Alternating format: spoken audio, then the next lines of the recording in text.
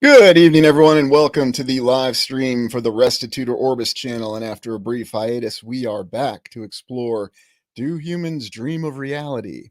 We're going to be running a slightly different sort of live stream tonight, though, and I'd like to say welcome to everybody. Welcome all viewers, Prime Explorers, and all others joining us later. What we're going to be doing is looking initially at how dreams factor into the overall channel theories. And then once we've done that, we're going to open it up to open discussion. And so, really, it's going to operate a lot like a dream. It may be non sequitur, in other words, jumping from one place to another without a lot of continuity, but we're going to be discussing back to the original point. And a lot of what motivated this exploration is I realized it falls into the original main theories that I came up with for the channel about a year ago. So thank you for joining us. And we're just going to jump right into this without any hesitation. And one of the things that I came up with when I initially started exploring Tartaria and the old world on the channel was what were the major theories that could possibly explain it? Why is it that we have this history that is questionable? Why do we have these structures that we can't necessarily explain? Unless, of course, you're someone who accepts the mainstream and accepts everything that you're told, and that's perfectly fine, and your opinion is just as valued as any others. But what are the main theories that the channel operates by? And here's what they are. And theory number one is the one that we spend most of our time on. Humanity's experienced 5 ages or eras of time, and most of our explorations revolve around that. And to this time, that is what I consider the most likely theory. Now, have I settled on that? No. Has anybody else settled on that? Maybe. It's entirely up to you. Number two, there was a era of a very different land. In other words, things operated completely different in ways that we can't even imagine. We had colossal flora and fauna.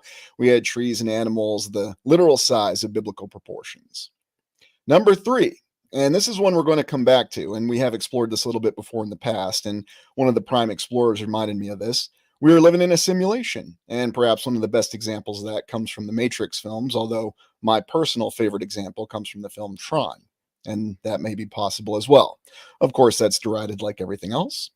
Number four, which is the one we're going to explore tonight. We are living in a dream. Is it our own dream? Is it the dream of another? Do we have control over it? That's what we're going to be discussing. And then, of course, number five, as I said at the beginning, everything is just as it seems. History and events are relayed to us perfectly with minimal errors. Although, as we continue to go about these explorations, I'm finding that number five becomes less and less likely. Especially oddly enough, the more people try to defend number five, nothing against them, but they seem to have a way of discrediting it in how they share it. Hey, it's not my grandfather, it's my relative who actually saw the building being built. Okay, that's fine. Please continue to share. And then, of course, number six, a combination of the theories. So, thoughts on the overall channel theories? I know it's been a while since we've covered it. Hey, it's good to see you, Sinner West. Adam Baum, good to see you. Yeah, I'd agree on that. Time is absolutely not linear. Oh, thanks, PJCC West. I appreciate that. It's good to be back. Oh, yeah, Dark City. And that's another good example, too. Slew of films there in the late 90s concerning simulation theory. Does anybody know which films actually encompass the we are living in a dream theory? Well, Prime Explorers probably have a good idea of what film surprisingly actually alludes to that, although there is a better one. And you do actually see a scene from it in this particular slide. Yeah. Dark City was a great film, although the story behind the director and what happened to him is very intriguing, especially the rest of his career, but that tends to be Hollywood for you. Well, thanks for joining us. Ooh, Brian. Yeah, Inception is a really good one. I had actually not thought of Inception, but I'm glad you mentioned it. That's definitely an idea about how you can mold a dream to fit reality. But the interesting thing about Inception is that they do know or they are aware that they're in a dream. There's actually another film where he's not really aware he's in a dream, or he may or may not be in a dream until the very end. And I don't know if anybody's mentioned it. They live. Yeah, that's a good one, Peter. That may well be a dream too. Ooh, look at that. Yes, Polly, you are correct, sir. Vanilla Sky. That is the one I was referring to. Ooh, honorable mention there, Jamie. Dreamscape is a good film. Would you believe it to know that David Lowery was actually the writer behind that? The same guy who wrote Star Trek V, The Final Frontier. Oddly enough, another film that has some strange dream illusions in it. Ooh, Flatliners. That's another good one, Sinner West. Yes. So, why am I referring to films? Well, the main one I'm going to refer to is Vanilla Sky. And the reason I refer to that one, along with another comical one, I'm not going to mention it till we actually see it, is you don't know if you're actually in a dream or not. Yes, Blade Runner, Peter, you are correct. The film, even though it wasn't intended to, does actually question the nature of reality. And Philip K. Dick, the science fiction author, was well known for questioning the nature of reality. And he did it in the most subtle of ways. And so that's how it factors into these explorations that we do. I mean, what's really going on? Did history really happen as we're told? Well, we question that, and it doesn't seem very likely. Or is there another history? That's what we feel, or we have intuition, maybe most likely. But do we have any final conclusive evidence? The answer is no. It could be we're living in some sort of simulation, or we could be living in a dream. Or number six, the one that we may have to do a live stream on in the future, a combination of these theories, as we just said. And so that's what keeps it very interesting is that we just don't know. Life is actually full of surprises and it may be real, it may not be, but for whatever the reasons behind it, we are living the experience. And so that's why I revert back to these five original theories because these are still the theories that guide the channel on all our explorations. And I'm open to all of them. And yes, that still includes number five, no matter how much people want to tell me about their relatives. And, it's funny to me because I think about my own father, and I knew my father very well, and I knew what his job was for decades. But not once did I ever know what a single day was really like for him. And he told me about every single day, but do I really know what it was like for him? Did I see every detail that happened in that office that he worked out of or when he was out on a field helping a farmer with his problems? No, I never knew exactly what that was like. And I think that's the importance of understanding what the difference is between firsthand experience and accounts that are relayed to us by others. But that all goes to a discussion of solipsism, and maybe we'll get to that in a subsequent exploration. I know I'm getting a little bit more high on the how shall we say the intellectual noodles here right now because I've been on break for a while and sometimes my brain can spin a little too much. So there was a reason why I needed to take a little break from my break and do a live stream. So yeah, Philip, the Mandela effect definitely is a reinforcing notion towards the fact that we may be in a simulation. Or I think it's Matt over on Quantum of Conscience. He loves to refer to reality breakdowns, and there's certainly no shortage of those. Oh, that's a good example there, Adam. Yeah, Wizard of Oz was a dream movie of sorts. Good example. Oh, that's a good one too, Dave. Never ending story. The original one. Wonderful film.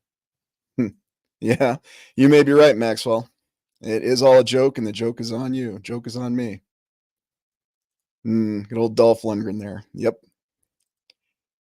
Yeah. Well, Peter, I was just waiting for the chance to say intellectual noodles because I hadn't gotten to say that since I was teaching. So, sometimes, I'm a human being too, and I've got my little proclivities that I've got to exercise here and there. So, why is it important to ask questions? Because I still think of this, and this is actually something that I presented my students when I started the class. And what I asked them, and very few of them could identify this building on site. I'd always ask, hey, who's actually from Kansas City? Spoiler, that's where the building is. But whenever somebody said, no, no one is from Kansas City, then I would flash a slide. And I would say, which historical account do you think is correct? It's a dedication ceremony on an amazing building that took years to complete. It's a dedication ceremony of a major monument across the road from this building, or it's a large group of refugees from a war-torn land celebrating their arrival.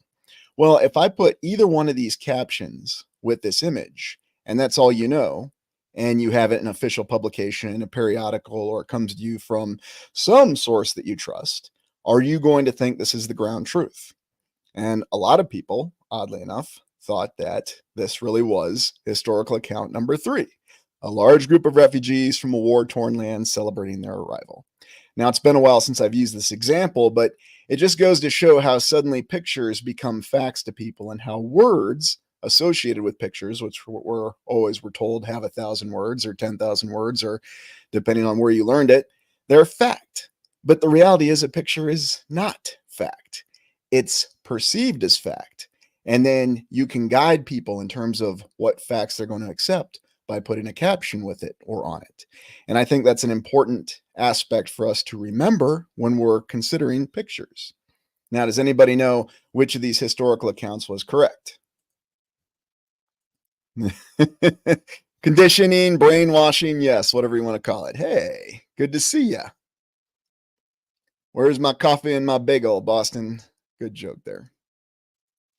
Still went in therapy because one of his punches. Yeah, true. I forgot about that. Yeah, yeah, we'll get to it, Kitch. I'm looking forward to that part of the discussion. Oh, that's a very good point, Polly. Well, we'll just say from the mainstream perspective, because you know what? You can even use the mainstream perspective to show people that what you're being shown may not actually be correct. Mm. It's a wonderful wife for a wonderful life. Yeah, true. Oh, well, yes, Chassis. That is actually the de facto correct answer now for explorations because you know what? We don't know. Chassis got it. Officially, number two is correct, but this is Union Station in Kansas City. And, you know, even that major monument across the street, Liberty Tower, which is officially what this photo is from, so the caption says, we don't really have the best documentation of that being built. Of course, people say, yes, they had donations, there's pictures, but we know that game. And the Union Station here, built in the early 19 teens, is even more questionable. But it's important to remember these things. And yes, Chassis, you have passed the test. You have understood exactly what we're trying to get across here. We just don't know. Hey, what's our real story? Good to see you. But you know, who's right or wrong, it's not as important as the fact that we think about this and we keep our minds fluid in terms of what we're doing. And I think that's how it relates back to dreams. So oh yeah, thanks, Polly. Thanks for reminding me. I'm out of practice here. So thanks everybody for joining us. Go ahead and hit that like button. And you're on a good exploration here because we're actually going back to the channel's beginnings and tying this all back to our main theories. So I just wanted to recover a lot of our main theories. So thank you for joining us. Hit that like button and we're going to be moving on. Oh, let's see here. So moving on. Oh, there's another good comment I wanted. Well, I'm glad. Hey, Shannon, thanks for joining us. And thanks for everybody else logging in. Just giving you a chance. We're just recovering some of the main channel theories. If our perceptions are greatly conditioned, that can only mean so are our beliefs. It's true, Polly. And one of the hardest things for any of us to achieve is self agency. I know I like to say it, and I know, much like many other things I say, like trying to be balanced, it becomes a punchline, but it doesn't have to be a punchline. Everybody should think for themselves and have their own opinion and own impression on what's really going on.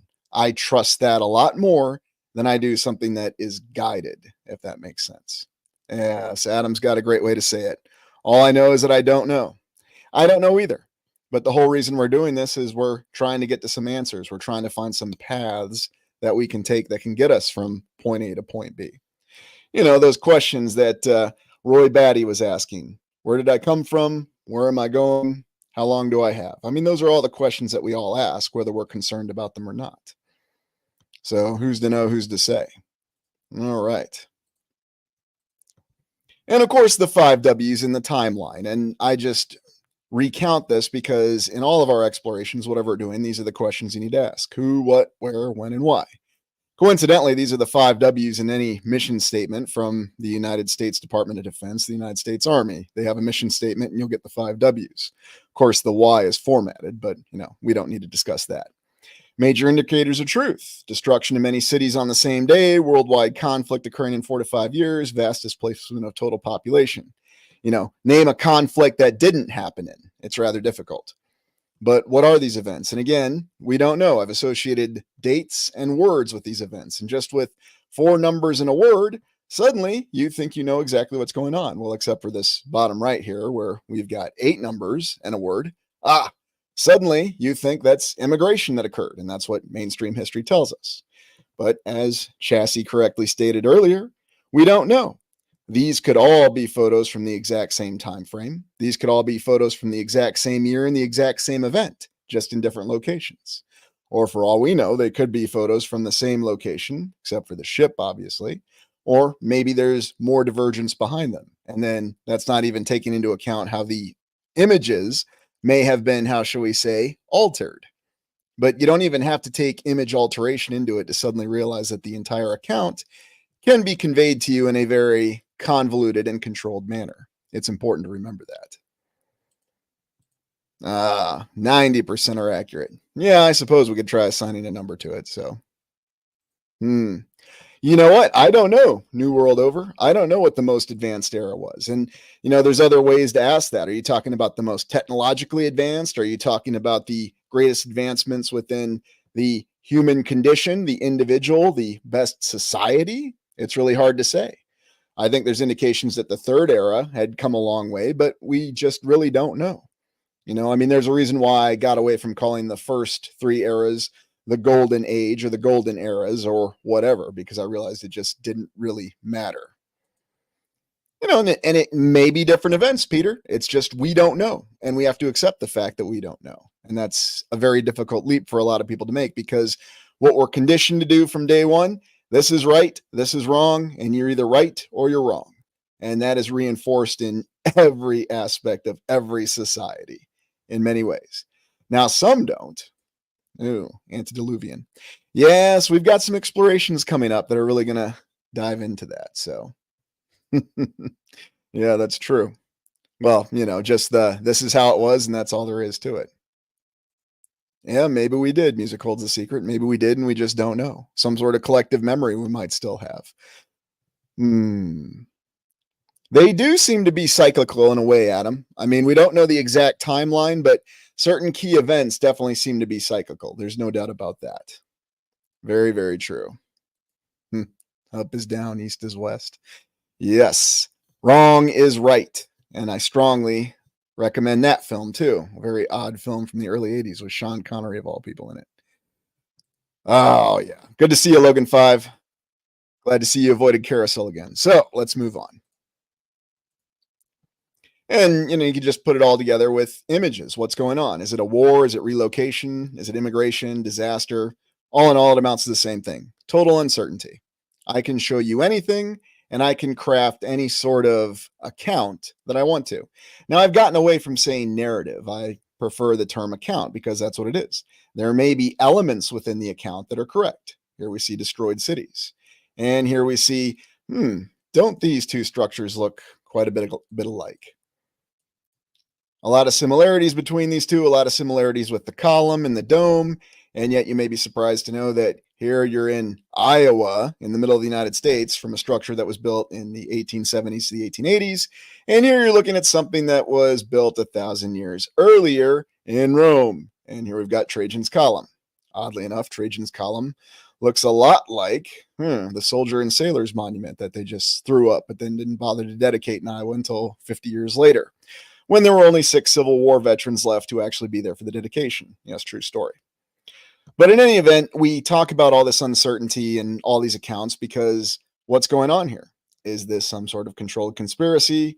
Are we in a simulation that's malfunctioning? Or are we just in a dream that's going in all sorts of different directions? And the key words for that are non sequitur, or in other words, it lacks continuity. I'm jumping from the start of the movie to the end, back to the middle. Or if you have a movie that has a lot of flashbacks written into it at odd points, the whole movie is flashbacks. What was the name of Christopher Nolan's original film where he explored that? Yeah, and that's exactly right, Kathy. Question it all. Find your own answers. That's the key point. I'm trying to remember the name of the film. For once, there's a name of a film. Memento. Anybody ever see Memento? Remember that was, yeah, there you go. Thanks, Adam. Memento. Really good film, and it really gets you to think about how memory works and how the lack of it can work. So it's just something to keep in mind because that does factor into dreams. One of the key portions of dreams that we don't think about is not having awareness or a memory of where we are. Yeah, you said it, Jamie, a dream within a dream within a dream. And that is what Inception gets down really nicely. The thing about it, though, with Inception is they are aware that they are in a dream. All the characters are aware that they're in a dream, except for the person actually having the dream. So I guess we could have that discussion there. But the first person characters, Leonardo DiCaprio's character, he's very much aware that he's in a dream. And it's the films where the characters aren't aware that they're in a dream. Those are the ones I find really interesting because if you think about it, that's exactly where we are. I think I still have the review of Dark City up. It's just on one of the alternates. I think I still have it up on Rumble. I don't think it got pulled off on the channels back up on Rumble. So you can definitely watch it there. But yeah, Dark City, very interesting movie from that trio of late 90s movies: The Matrix, Dark City, and 13th Floor. Had a lot of good ones there. Yeah, that's a good way to say it, Adam. Lucid simulation, and that may be what it is and what we're doing.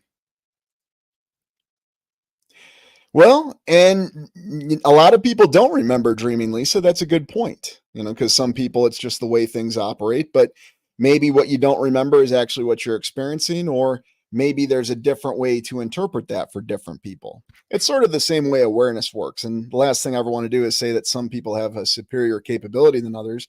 I just think some people have more awareness for whatever reason. And it's not to say that maybe we have different experiences, and that's the whole point behind it. Yes, Alex Proyas, that's the director. He had a very interesting career, very, very interesting career, and it started off so promising, and it's just really weird what happened to him. So, just all things to think about. So, we'll be moving on. And what do we have here? How about places that you revisit in dreams? Well, that's what we're getting into, Polly. So, as the saying goes, oh, patience, patience. Hey, Isabella, good to see you. Yeah, Kate Bush was obsessed with dreams. And actually, whether you believe that or not, it came out in a lot of her songs. Yeah, she had a very interesting, what's the best way to say it? I don't want to say narrative, but I would say there was a lot of emotionalism that came out in her songs that reflected dreaming. I mean, even the song Army Dreamers. Ooh, good one, Ava's channel. Jacob's Ladder. I forgot about that. Or Ava's channel, excuse me. Yeah, Jacob's Ladder. Really good film from the early 90s before he ended up in Shawshank, Andy Dufresne. Yeah, we don't need to talk about that. Yeah, and we see all kinds of different things in dreams. That's for sure. Yeah, and her songs have a very ethereal quality to them. That's it, Jimmy B side. That's the word I was looking for. They're very ethereal, kind of in the way that Stevie Nicks appeared, but Kate Bush appeared and it came out in her songs. It was pretty amazing how she did it. So, oh, Zardoz. Yeah, don't get me talking about Zardoz. Another time, perhaps. So let's move on and let's actually get into the nature of dreams themselves. But prior to doing that, I just wanted to cover this real quick. A lot of people seem to believe that headstones and cemeteries have solid definitive proof that the timeline unfolded the way we think it did. Well, here's something to remember. Just like with the cornerstones on buildings, the people who made all of these headstones could have believed they were in a certain time at a certain year. Anybody can write anything on anything at any point in time. I could write down a number on a piece of paper right now, and it would be just as valid. That number is as valid as this tombstone because you are believing a certainty of what you're told. But unless you actually saw that person being put in the ground on that date at that time, how can you verify it? Again, you're having to trust something else. And you might remember I highlighted the date exploration earlier this week because it's a good prelude before we went into this exploration about dreams. Total Recall. And, aside from being a film that's memorable for Arnold Schwarzenegger's hilarious grunts and facial expressions, it does really allude to the facet of a dream and a character knowing that he's going in for a memory implant, but then all of a sudden he ends up in a dream. And then, of course, Vanilla Sky. Indeed.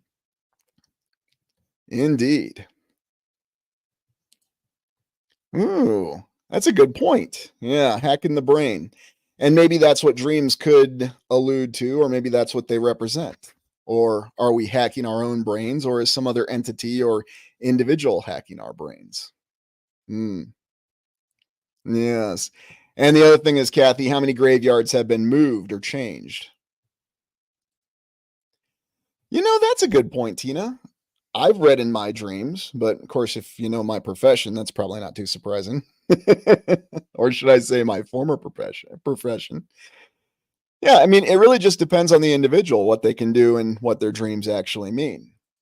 And then, of course, turning to the example of Vanilla Sky. Now, Vanilla Sky, early 2000s film, Tom Cruise, whether you're a fan of Tom Cruise or not, I think this is one of the definitive films. And it was the brainchild of auteur Cameron Crowe. And he's known more for his other types of films. But I really appreciated this film because I think Vanilla Sky captures the essence of what being in a dream may be like. The main character is not aware that he's in a dream. As the film progresses, he finds out he's in a dream, but he doesn't know if it's actually a dream that's under his control. He's told it is, or is it a dream that's being induced by some other forces? Because when things start to go awry, in other words, he has really strange things happen in his dream, he calls for tech support. And it shows up in the form of this character here who looks suspiciously like the guy who took off Jamie Lannister's hand. I can't imagine why. Okay, bad joke. But in any event, it all displays and depicts how you don't know if you're actually in a dream. And what are your thoughts about that? Could our lives all just be a dream that we're living that we have no awareness of? It can give you a headache, Kathy. You're right, especially with the multiple endings. And I think that's why it captures the nature of a dream so well, because one consistent point a lot of people have about dreams is there's not a coherent or sequitur narrative in it. In other words, there's not an A, a B, a C, a D plot points that you just follow. It's very confusing. There's many different aspects to it. How many of you had dreams about being in a mall or mall world? Oh, quite a few times, Polly, especially after I watched, what was that one movie from the 80s? Oh, yeah, Chopping Mall, if you ever saw that. Great film with Barbara Crampton, if you're looking for a good old slasher. Okay, it wasn't that good of a film, but it was entertaining to watch. That could be too, Polly, and that's another consideration. Yeah, and a lot of people suggest that there's a lot of different glitching to it. Is that what we consider reality breakdowns? Is that why we see things happen that we didn't think ever happened before? Or is it all just in our minds? That's part of the question behind it. Dark City. Ah, a recurring dream about the Marquette interchange in Milwaukee. Yeah, I don't know about that, Lisa. I mean, you're talking about any sort of dream in Milwaukee. It's funny for me, for my personal experience in my dreams, I don't necessarily know my location. Sometimes I'm in very fantastical places, and sometimes I'm in very mundane places like my car or just out in the field. So many different ways to interpret it. Yes, that's true, Elizabeth. People do a lot of spiritual work. There's a lot of interpretation. And of course, there's a psychological element behind it too, for reasons unknown. So, hmm. Maybe, and maybe in a way that we don't understand, as in we can't interpret meaning from what the dreams really are. It's hard to say. Oh, that's a very good point, Polly. And I think that's something else that Inception did a good job of capturing is the passage of time within dreams. And we could even talk about the perception of the passage of time in life. A lot of people say time passes slower when you're younger, but then as you get older, it passes more quickly. Hmm. Yeah, that's a good way to put it, Tina. I need to pay my property taxes. Make sure you pay them. Ah. It does feel that way when you do something like that, doesn't it, Chassis? Yeah, that's kind of how I felt. It felt like I was walking on air the first time I did that. Although it wasn't a free fall, it was a static chute that deployed. So different experiences. Hey, Cecilia, welcome aboard and thanks for joining us. Yeah, Jim Carrey.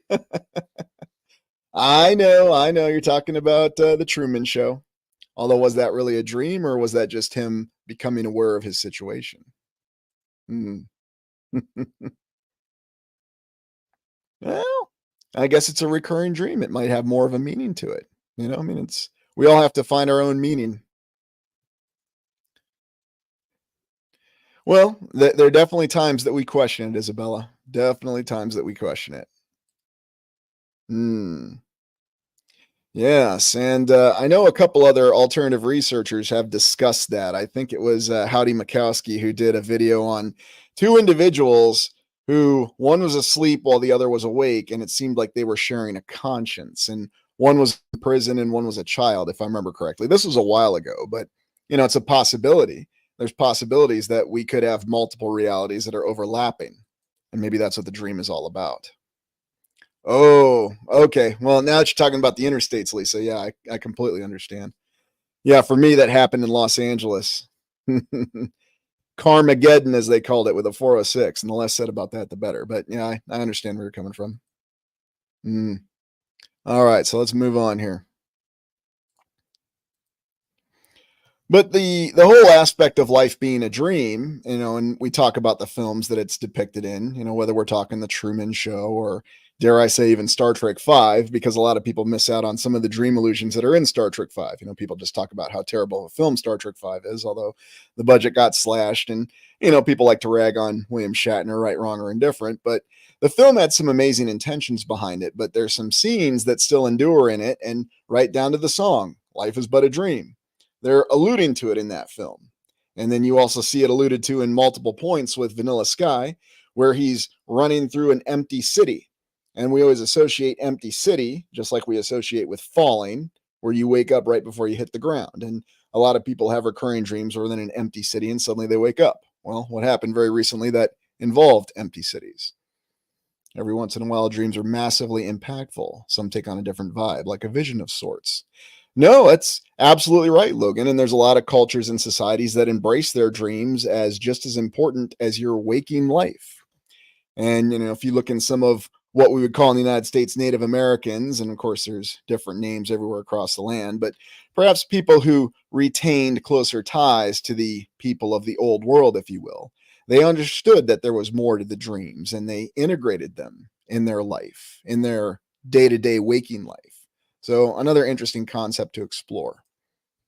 Ah, yes, Jamie. Good point in mentioning deja vu. And yes, the very entrance or the very opening of this video was about deja vu because if you didn't notice, it actually shared about 2/3 of it with the previous live stream on weather control. And then I just changed the end.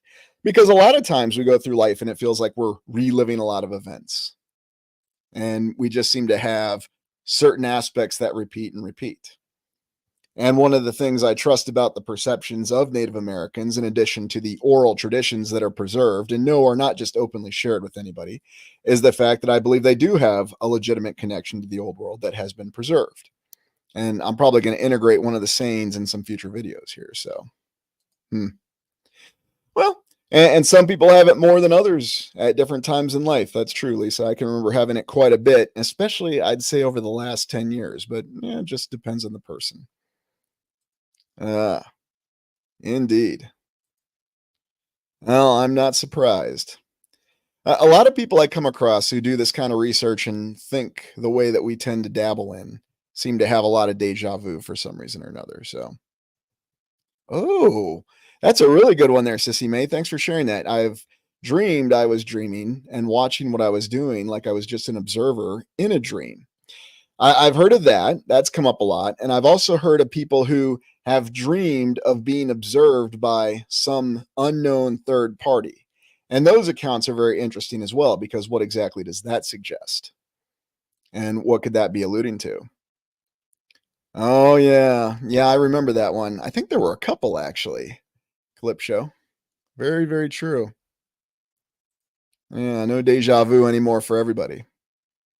And what's it like actually waking up in a dream? Well, that we don't know. And you might remember that scene in Vanilla Sky where you have a certain director who's on screen for 2 seconds, literally blink and you'll miss it. But that's also the nature in the dream. You just have impactful events that just seem to be there and gone, and you don't even think about it. I think that's what that captured very well. And then the different elements of some people seeing portals or going through some sort of gateway when they dream. That was something that the film Dreamscape captured very well, the one that was written by David Lowery, coincidentally, the same individual that wrote Star Trek V, The Final Frontier. Synchronicities. Hey, villain, good to see you. Feeling of having heard something before despite knowing that it is completely new. Deja entendu. If I'm pronouncing that correctly. If not, feel free to make fun of me because I'm all about that. So I miss the dreams I had of flying with thought. Those seem to be a lot of dreams that are associated also either with youth or when we have less experience. Although I do recall having a few of those more recently, but maybe it's just because as you change in your life and your life experiences. So, well, maybe it's not necessarily about getting things right, Cecilia. Maybe it's more about us achieving an awareness. Maybe that's what getting things right is really all about, awareness of ourselves and who and what we really are. Maybe that's what all this is about. So hard to say. Yeah, I don't know about that, Polly, I suppose, but you know how I am about that stuff. But I could see it with some images. I still prefer the old art, and we'll actually end this exploration with that. Hey, good to see you, Jacob. Thanks for joining us. And then there's also the aspect of self identity that's reflected very well in the film Vanilla Sky. And where you see that's with Tom Cruise's character. He's in a nasty accident and he's scarred very badly. And yet, in different parts of the dream, his face is scarred. And then in other parts of the dream, his face is repaired. And he even wears a mask. And what you're talking about is how your identity changes within the dream. And then, of course, from Total Recall, where they're looking at a very suspicious shaped hill in the distance. It's totally not a pyramid, okay? It's a naturally formed object. It's not a pyramid. Yeah, in the film, it's a pyramid. It's an atmospheric condenser, big reactor underneath it. But you think about all this stuff and you think about how this has actually worked its way in with how all this old world research, these references to what we call Tartaria or whatever name you want to call it officially, it does feel in a lot of ways like it may be a dream. Well, it's all good, Alan. You're here now. So thanks for joining us. uh, that's interesting. And I have heard multiple people say that, Paul, that dreams are real after a few years or with a little bit more of experience. So quite fascinating. They download the program when our own system is in sleep mode. And that may be true too. You know, updating what's going on, the account. Is it a simulation or is there some dream that's being controlled? Wow. That's a pretty scary dream there. Anyone dream of a giant supermarket? Yeah, that seems pretty terrifying to me. So, hey, Steven, good to see you. Yeah, they can be premonitions. They've been interpreted that way as well. Oh, yeah. Incredible distances, incredible speeds, tremendous capability, suddenly defying gravity. I recall that coming up in dreams. Control Alt Delete. Yeah, there you go. Just hit it 3 times, quick, fast, and in a hurry, and you are there. And then one of the things seen in Vanilla Sky, but also seen in some other films, was the amazing way that they were able to achieve these shots. You know, you say, well, they went in and filmed on the weekend or other times where he's just running down a deserted Times Square. You know, in one scene, he's driving a Ferrari and then he's driving a Mustang. And it gives you the clue that something's going on. Now, is he dreaming or is he in a dream dreaming that he's dreaming? And this really is one of the first hints that you get that something's really amiss when you watch this movie. Or as Kathy said, it's one of those things that'll make your brain hurt. Yeah, it can if you think on it a little too hard and a little too directly. But that's always the one recurring theme with dreams. What are they? Yeah, exactly. That's what it comes down to, T Fetch. Oh, what you got there? I dreamed of empty, deserted city like that too. Stuff was charred. Yeah, and is that something that's in our mind or is that reflecting something? Because sometimes you can think of dreams that might be reflecting your life experiences, and yet other times it's just completely random. No, yes, diminished abilities or enhanced abilities. That's a good one too, Shannon. You know what your individual capabilities are. Yeah, exactly, Jay. Tech support. Just make sure that he doesn't treat you the way he treated Jamie Lannister when he captured him. That guy's a great actor. I mean, he's one of those, he can play just about any role. Edgar Casey. Oh, yeah. Good one, Texas Redneck Hippie. Yeah, Edgar Casey. Forgot about his premonitions with Atlantis. 7 signs you're in a dream that indicate you're remembering a past life. So, what's interesting is the mainstream is all about analyzing dreams, and they seem to have it programmed within the psychological interpretation. And oddly enough, a secondary accepted exploration of dreams is that we had past lives. And you might be asking, well, why would they be so accepting of past lives? Because people who accept the mainstream, they only accept what scientists tell them. And yet they seem to have tolerance for certain things depending on the time or day. Or then they'll use these certain things to try to attack you for not thinking the way you're supposed to, like they do with everything else, which is fine. But they're okay about you remembering a past life. And why is that? Because they seem to want to associate that past life with the history that they're constantly running by us. Oh, Carlos Castaneda. Yes, I definitely know that Howdy Mikowski refers to Castaneda a lot. I have not referred to Castaneda. I have read him. But very, very interesting series of perceptions. And I would certainly recommend reading it firsthand. Mm, combining elements and creating matter. Yeah, sort of like some sort of alchemical process or maybe something even more advanced. Hey, Robert, good to see you. Thanks for joining us. Yeah, the harder you run, the slower you go. That's true, brother Adam. You are correct. I can remember many of those times. Surrealism was art based on dreams. And, that's exactly what they say. And it comes up in a lot of artwork, especially with certain artists.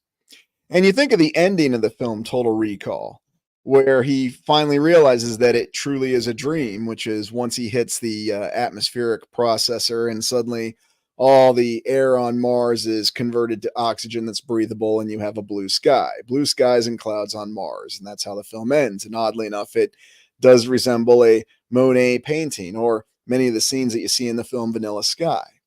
And perhaps that's alluding to the fact that there is an element of the dream that goes much further. Of course, if you look at how Total Recall ends exactly, and we're talking about the 1990 Total Recall, not the remake or whatever the heck that was that came out in 2012 with Colin Farrell. Nothing against Colin Farrell. But you can see that this film ends with the bright flash of white light. Is that him waking up or is that something else happening? But the fact that the dialogue so directly attributes to it, and you've got hints throughout the film that he really is dreaming, this seems to confirm it. But remember, this was Total Recall from 1990.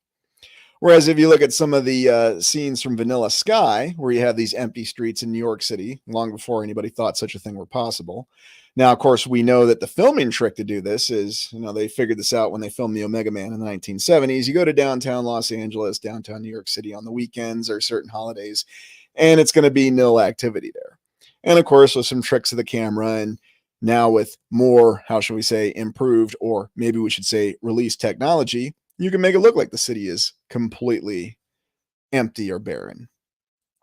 What year was it? What was it? 2001, I think? Or was it 2002? It was one of those years. It's escaping me right now because, believe it or not, I didn't see Vanilla Sky when it came out. I actually saw it subsequently because the only thing I liked Tom Cruise in prior to giving him more of a chance in the 80s was Top Gun. Oh, and I liked A Few Good Men too. But if you knew my background, that would all make perfect sense.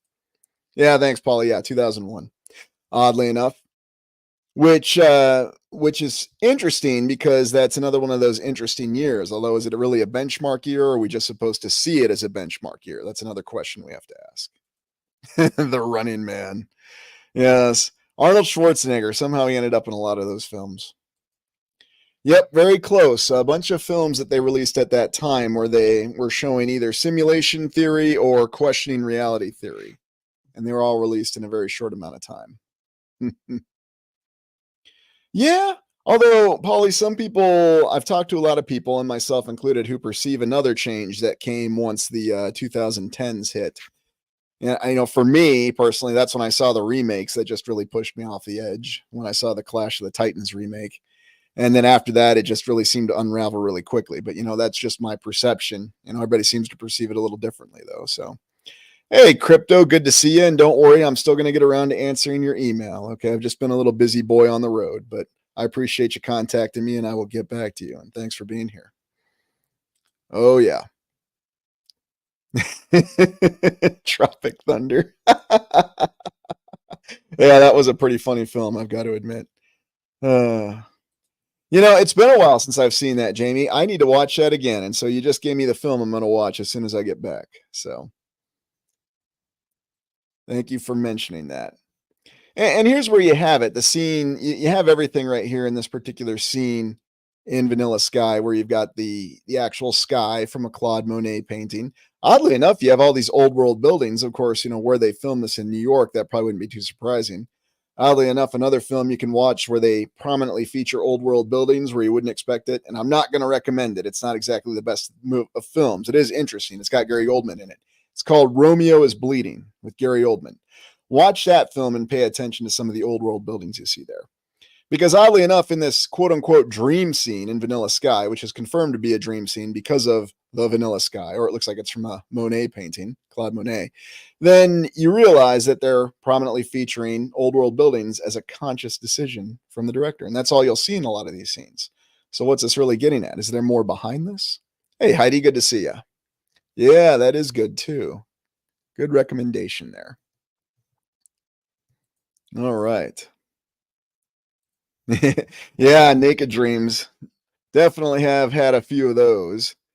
And of course, they tell you if you have fear of public speaking, just imagine everybody in the audience naked, but then don't look at yourself like Homer did. Ah, yeah. I think that's something else that people were definitely a lot more into in the past. And I think that's something that we can attribute to what really happened, Lisa. And who knows, maybe that's more of a connection to something the society did in the previous civilization, for all we know. Very good point, though. I'm glad you brought that up. And then, like one of the ways they try to explain Vanilla Sky is that, well, the main character was motivated by some of these cards or these record covers or the artwork that he saw, and it moved him in a way. Although, again, what do you see in the back here? Another old world building. And so, what's really going on with the concept of identity? Do we wear a mask intentionally? Do we pull the mask off? Or can we really just simply change the nature of our face? Well, if we're changing our physical appearance, then do we really change our identity or do we retain the same identity? Those are some of the hard questions that get bandied about when you watch Vanilla Sky or Dreamscape or even The Truman Show in its own little way. Because what's Truman's true identity? He has an identity that's given to him, and yet somehow he has the capability to question things and search for his own identity and establish his own identity. It's one of the great examples of self agency, although we're going to be exploring that more in some explorations coming up here in the coming weeks.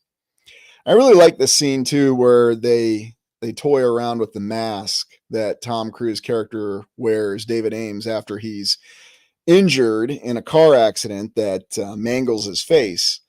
And it goes back and forth between what he looks like. And we've all had dreams. Well, at least most people I've talked to had dreams where they've been in a very mangled state. I can remember dreams where my face was completely smashed up and unrecognizable. Now, I don't know if other people have those dreams and what they mean.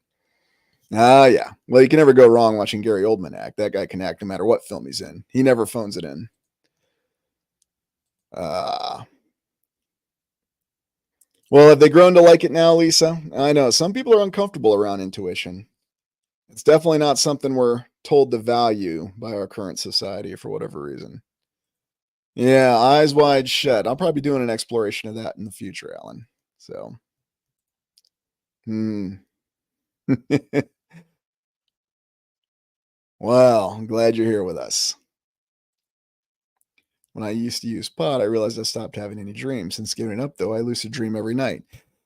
Thanks for sharing that, Polly, because it goes back and forth with drugs, whether they're legal or illegal or whatever. Some people say drugs help them connect to other realities, and other people will tell you that drugs disconnect with other realities. So, not for me to say, I'm just saying that people I've talked to have given me both perceptions behind it. Does it enable you or does it disable you?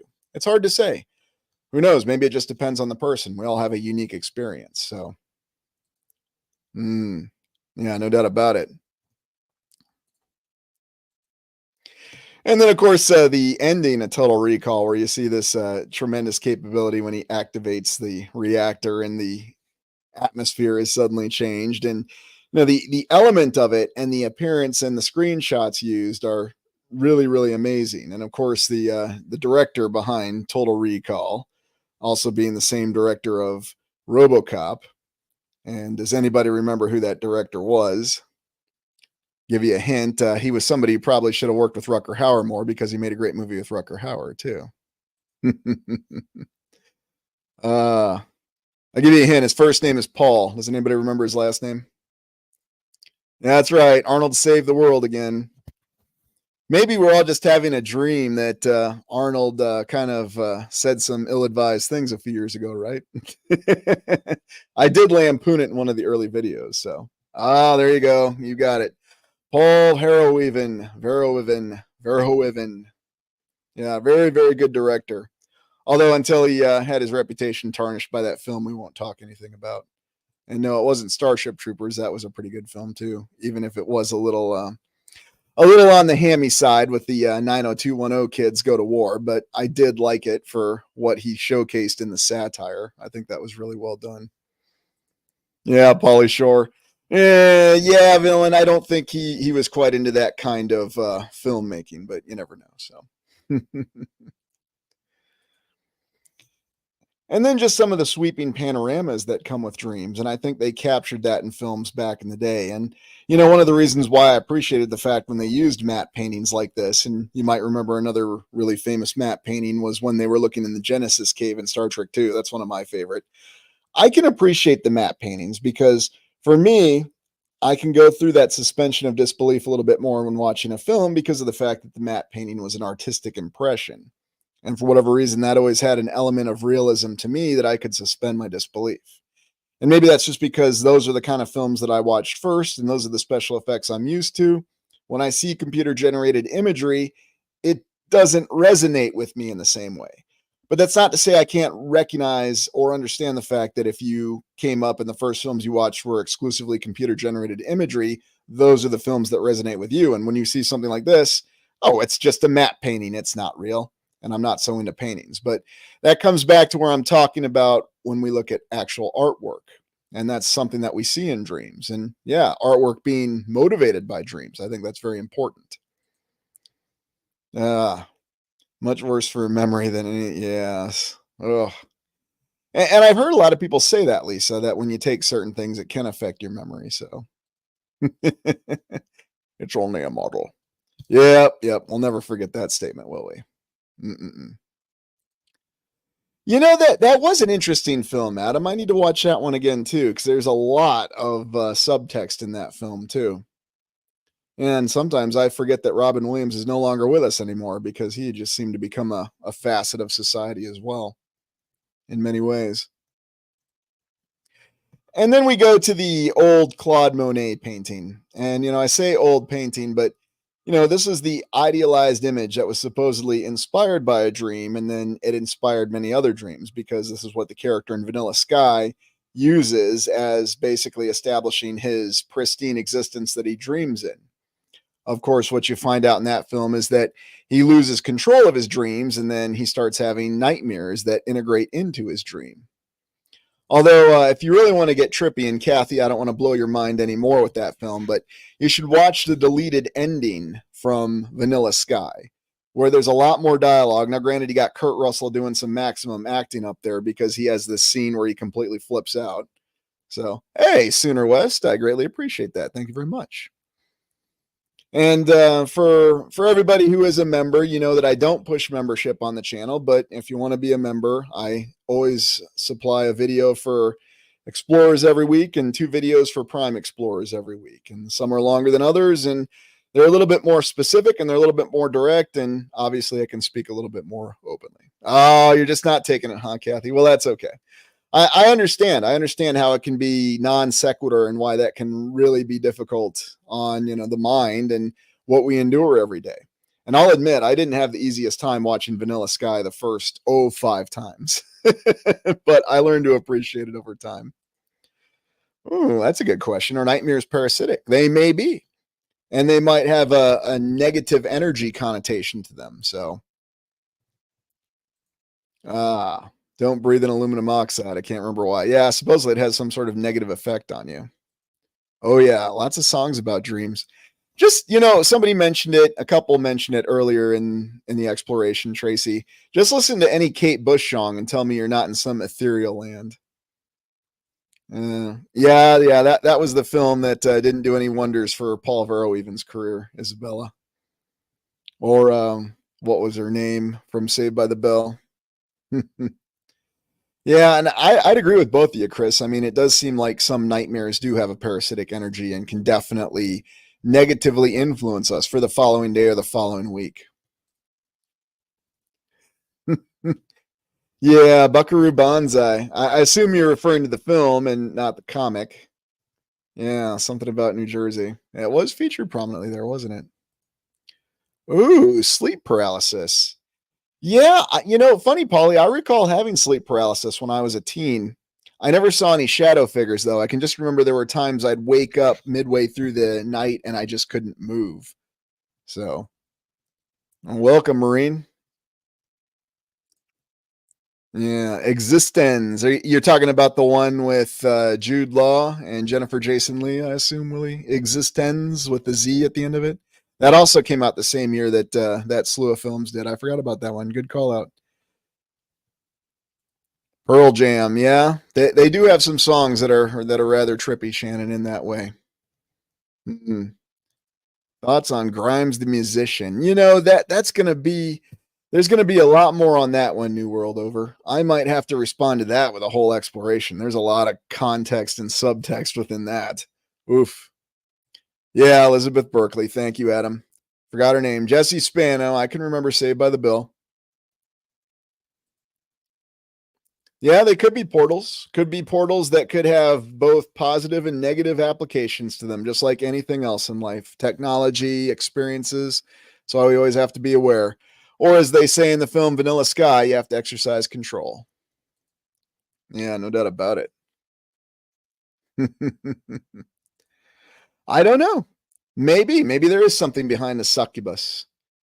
No, I've never experienced anything like that, but as I recall, there was also a film. I don't was it Succubus or was it Incubus with William Shatner that they filmed all in Esperanto, the language of Esperanto from the '60s. Oh yeah. Ah. Well, there you go, Isabella.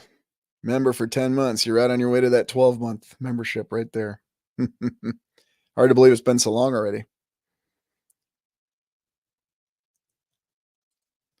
I have not seen it yet, Brett, but I just saw the trailer for it, and I know that's a film that Coppola has planned a long time.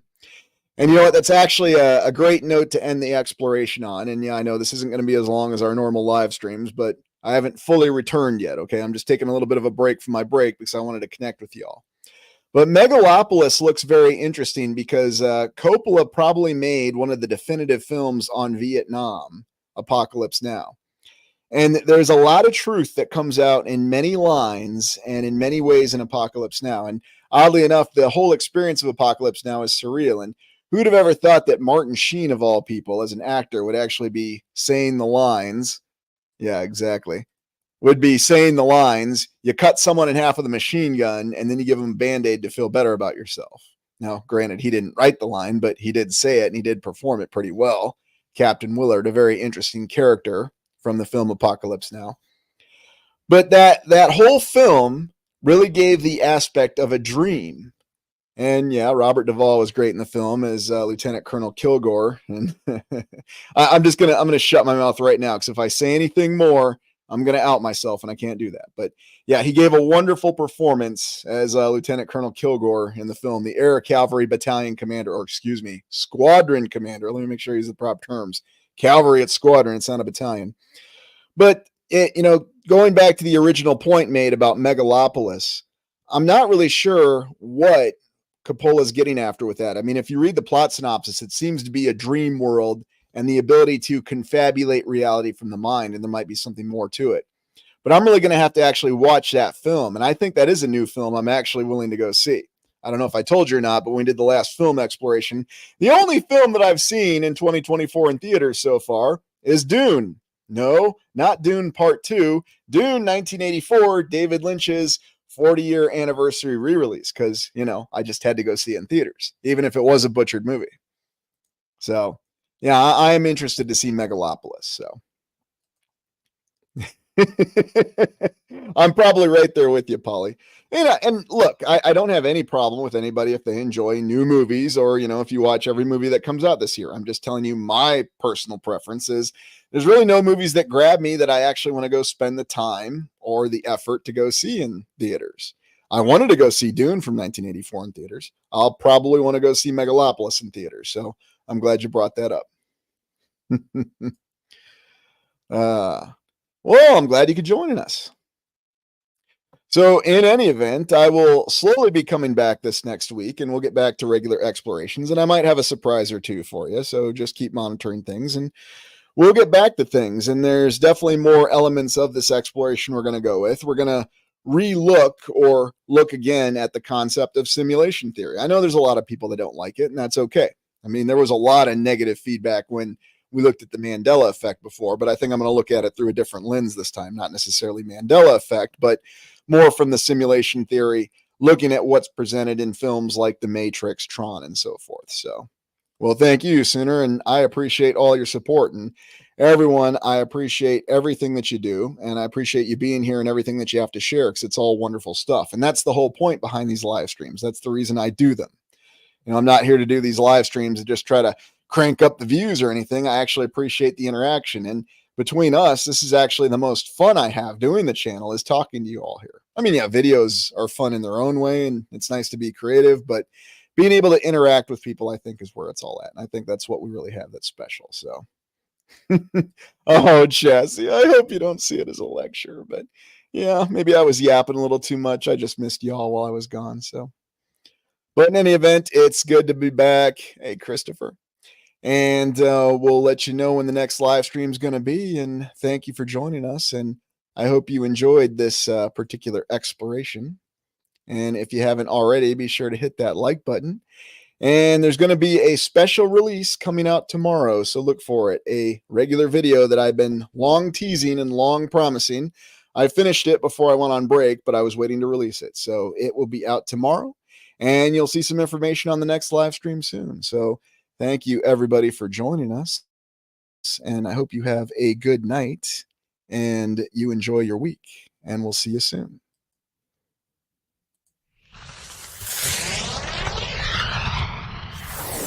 So when we look at what we're trying to verify here, and if you can see my pointer just fine, right now we spend a lot of our time verifying that there were buildings that were potentially from a previous civilization before ours.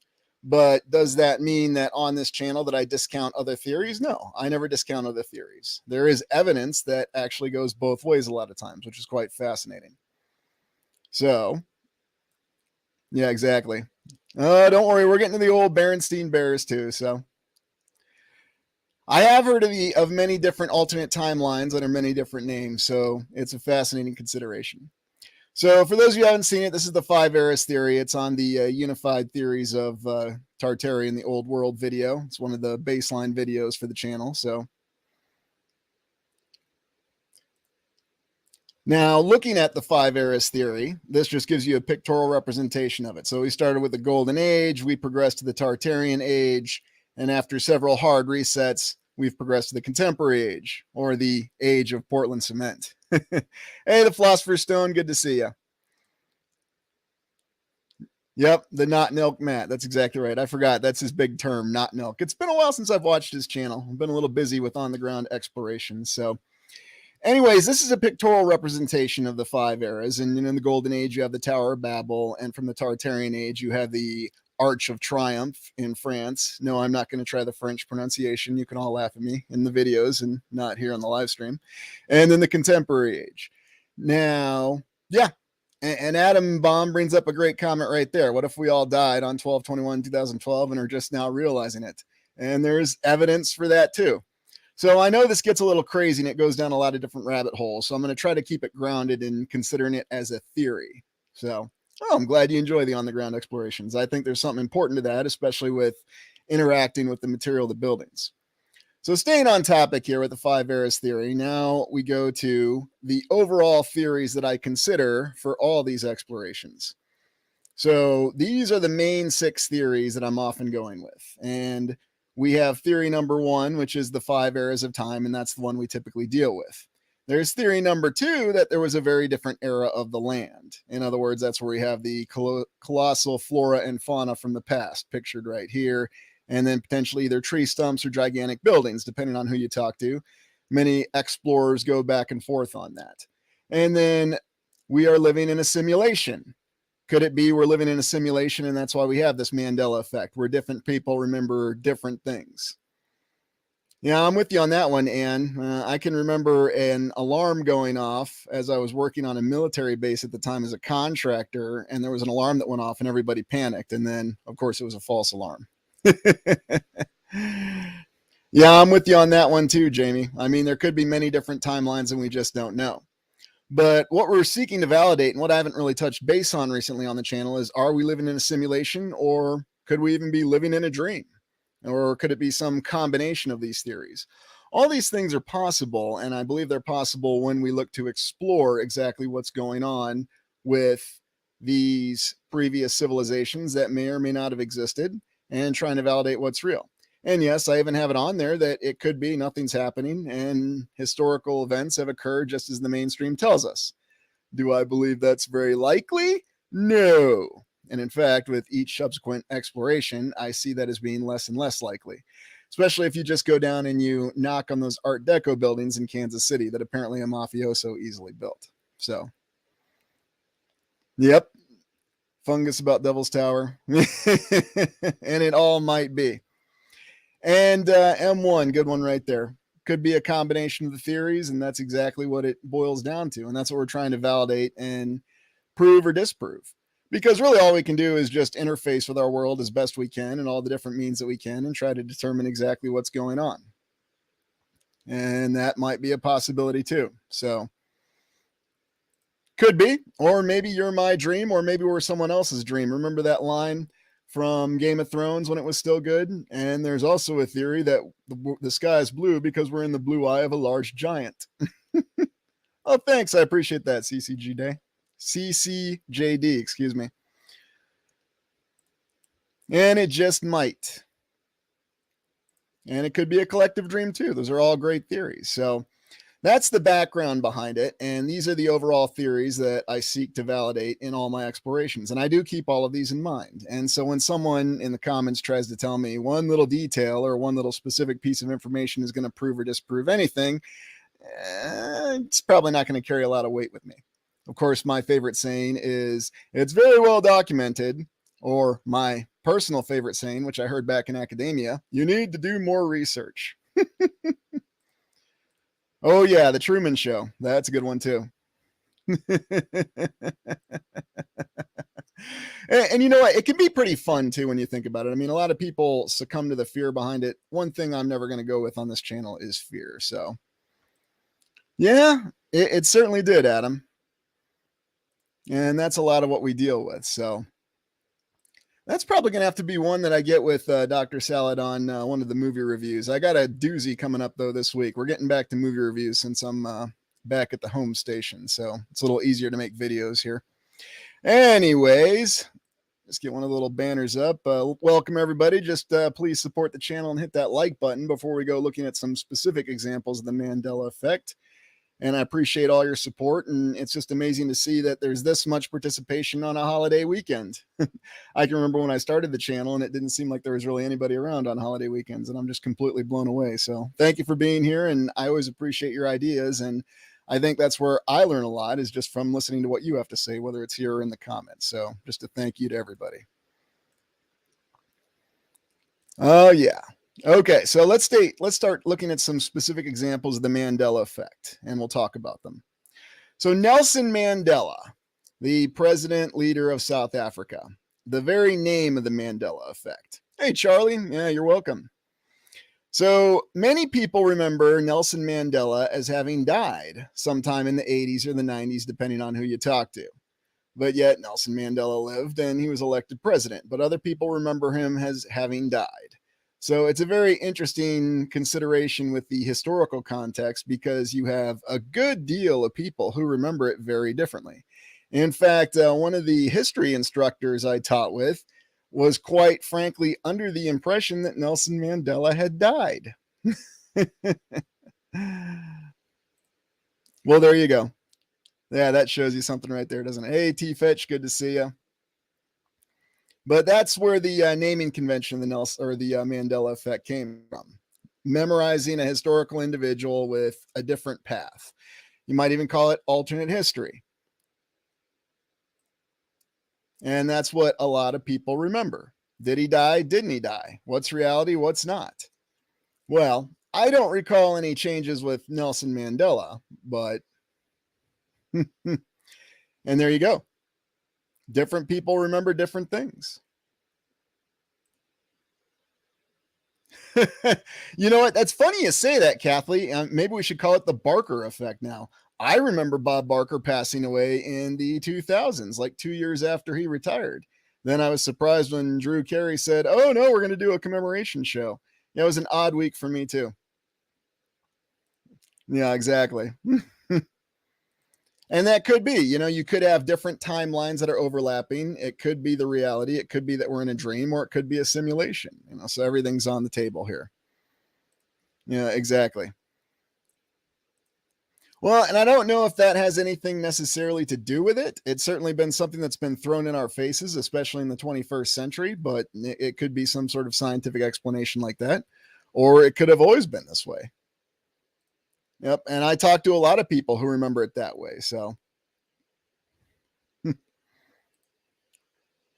yeah, exactly. And so, just this one little example we have with Nelson Mandela and Bob Barker, and we already have divergent memories even with the group in here.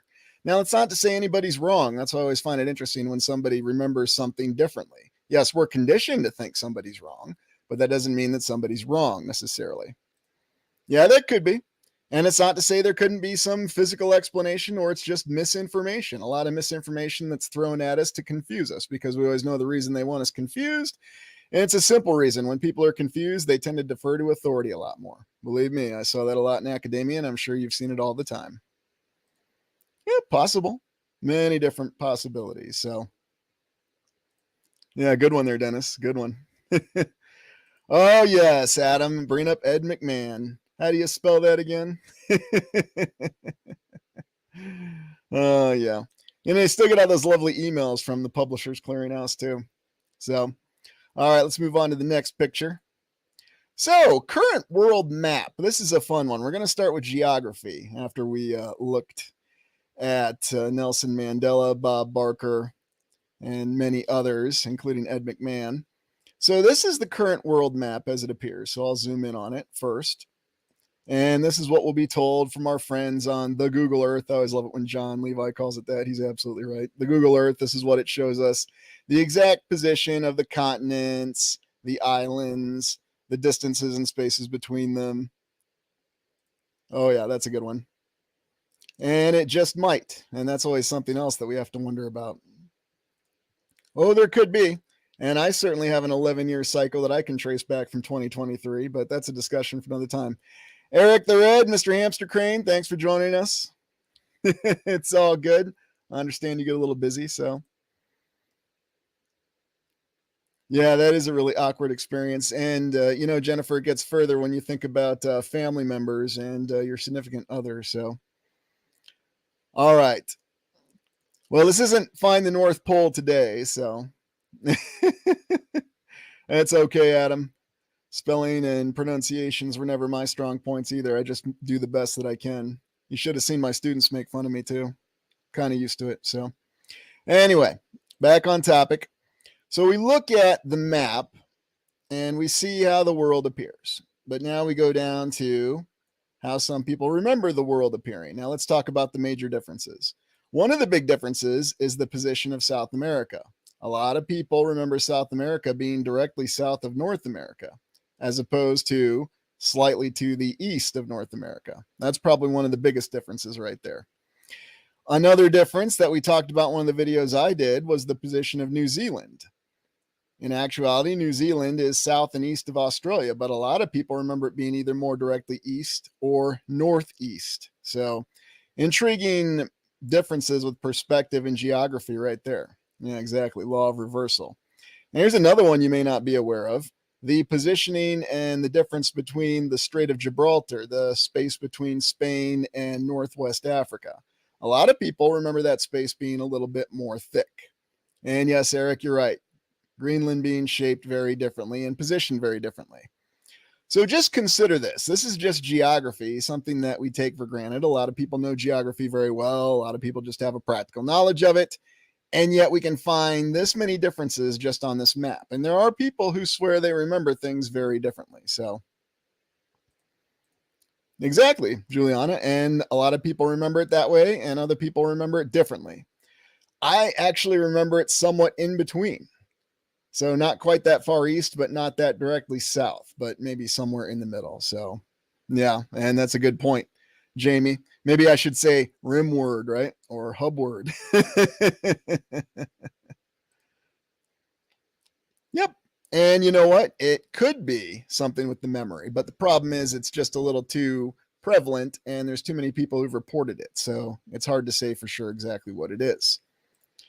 So here's your other classic example right here, where you see the difference in positioning of South America. And this is probably one of the biggest ones. There are a lot of people who remember South America being directly south of North America, as opposed to just off to the east. So, and another thing is, could it simply be, oh yeah, Cuba disappeared? That's a good point. And also another one I didn't mention is the difference with let me get it back up here. The difference with the opening of the Gulf of Mexico. A lot of people remember the Gulf of Mexico being a lot more open running to the Caribbean, and currently it's actually a lot more closed. So it's very fascinating. If anybody remembers playing that Pirates game on the original NES, yes, I'm going to date myself there. They actually had A depicted a lot more in that game. I think that came out in 1991, 92. It was one of Sid Meier's masterpieces. So, yep. It just might be. Oh, yeah. Well, don't bother with that. You're not going to find any consistency there. Oh, I see. Good call out, though. Yeah, size of Cuba. That's a good one. And a lot of people do, Kathy. And I can remember the map on the left a little bit better. So, yeah, it's just very interesting. The divergence in views. And, is it just a memory issue, or is there really something different going on? So that's all something we have to consider. Okay, next one. All right, we already talked about New Zealand, but it's even the positioning of New Guinea and how close it is to Australia. And that came up with, I knew somebody out there would remember it. That came up when I was doing the exploration down on New Zealand, and I'm going to be picking up Australia a little bit. So, yeah, a lot of people do remember that one as well. Okay, so now let's go to some corporate brand signs. Chick-fil-A. Yeah, maybe. Maybe. Hey, I got a question for everybody. Did everybody notice a shocking decline in the quality of Chick-fil-A? That is if you do eat it after 2020, or is that just me?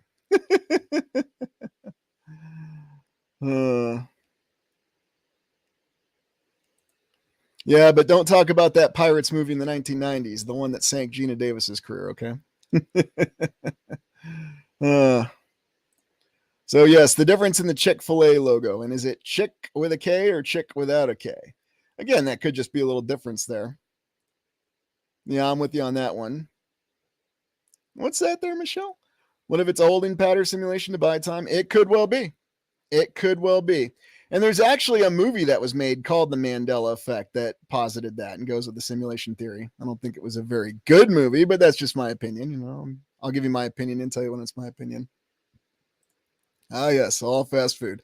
I don't really eat fast food anymore at all. I don't touch it, but that's just my choice. I don't look down on people who eat fast food. Eat what you need to eat. Make your own choice. So, yeah, exactly. And a lot of people remember it as Chick.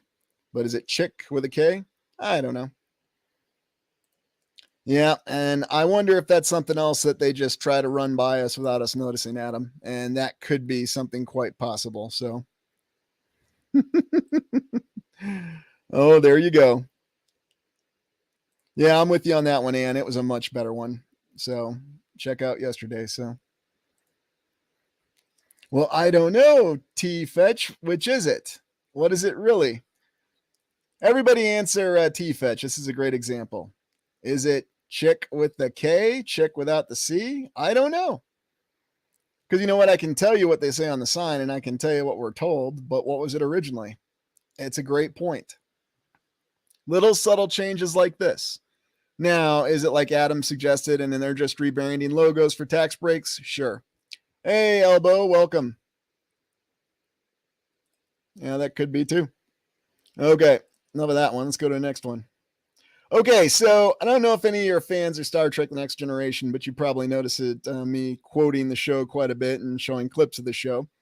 One of the things that I never remember from the show, even though I watched every episode when it came out, yes, I was a Star Trek geek. That's okay. I'll admit it.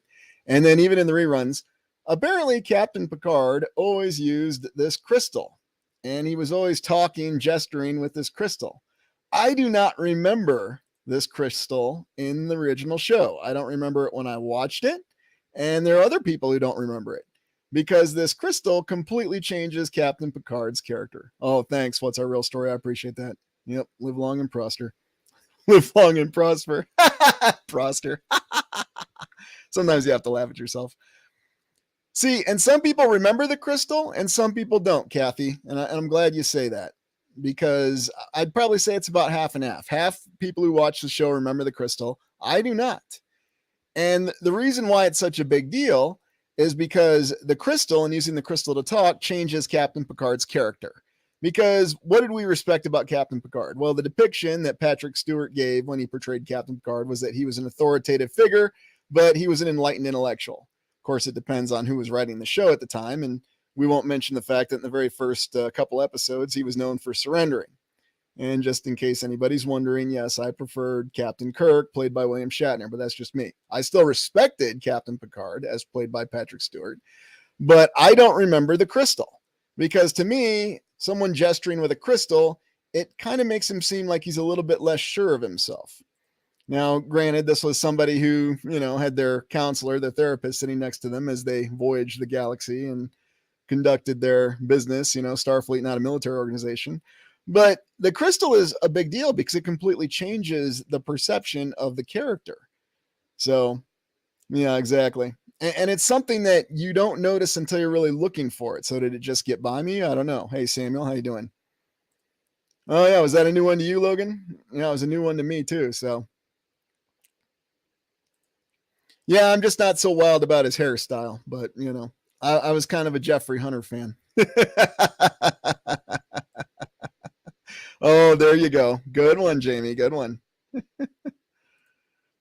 And that's just it. And that's probably another 50-50 one. And it's a great example from pop culture. People don't remember the crystal. A lot of people do remember the crystal. So maybe we just thought it was something else. I can remember I thought he always gestured with either a tricorder or he always had a cup of Earl Grey in his hand. But, who knows for sure. So, yeah, exactly, Adam. And you might remember we did a little special on crystals. And it's interesting how crystals are known and thought to have healing properties. And we speculate they did in the old world. So, well, thanks, Samuel. I appreciate that. So, well, he doesn't talk to it, Ann. He just talks with it, basically. He gestures with it, kind of like you'd see a military officer with a pointer. So, like here, he's talking to Rasmussen in that episode where they had the historian who they thought was from the future, but was really from the 22nd century and was knocking stuff off. So, thanks, Larry. I appreciate that.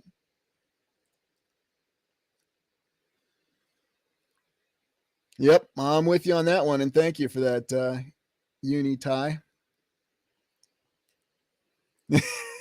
Yeah, we don't need to go there. Oh, I see. Just wait until you see the review movie on the movie this week. You'll get a lot of that, more than you want. Yep, fractal information storage devices. Absolutely right. So, good example there with old Jean-Luc. We'll move on. And then another image of him actually talking with it. Now, see, again, I do not remember this. So,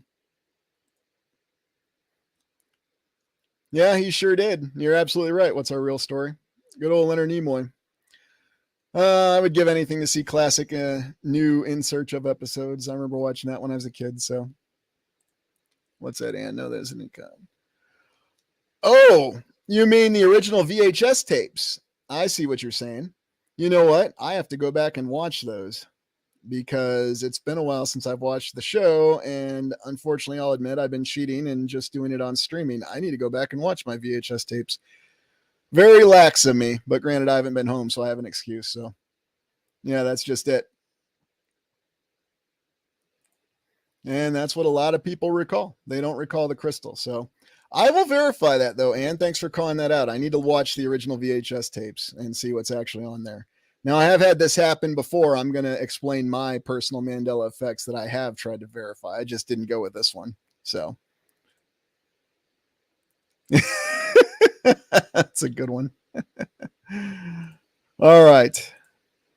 So, little family farm here. And I bring this up because I grew up on a family farm. And this is something that I'm just showing to give you an idea of how the Mandela effect can change things. So, there was a very distinct feeling when I went to this family farm that I was always going home. And this lasted probably until the early 2000s.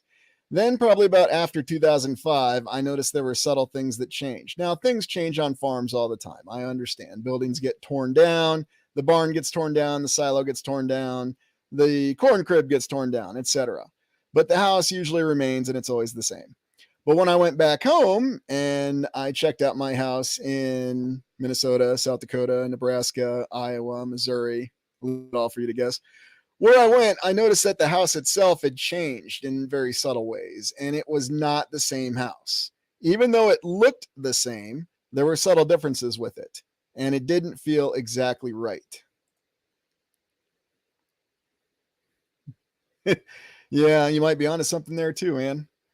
But in any event, I mean, have any of you ever gone home or the house that you've grown up in and ever had that feeling that even though it looked the same, something felt a little different about it, something intuitive that you have, that feeling that we have when we verify old world buildings? So, yeah, I wonder about that one too. But that's something that you go home and you notice those little details, and even if they're the same, does something feel different? So, okay. Well, I'm glad it's not just me there, Jamie. So I've talked to other people about it, and people that I've explored with, people that I've talked with, and they say the same thing. Certain things don't seem the same, and yet you'd expect things to be the same on a farm. So what to make of that, I'm not sure.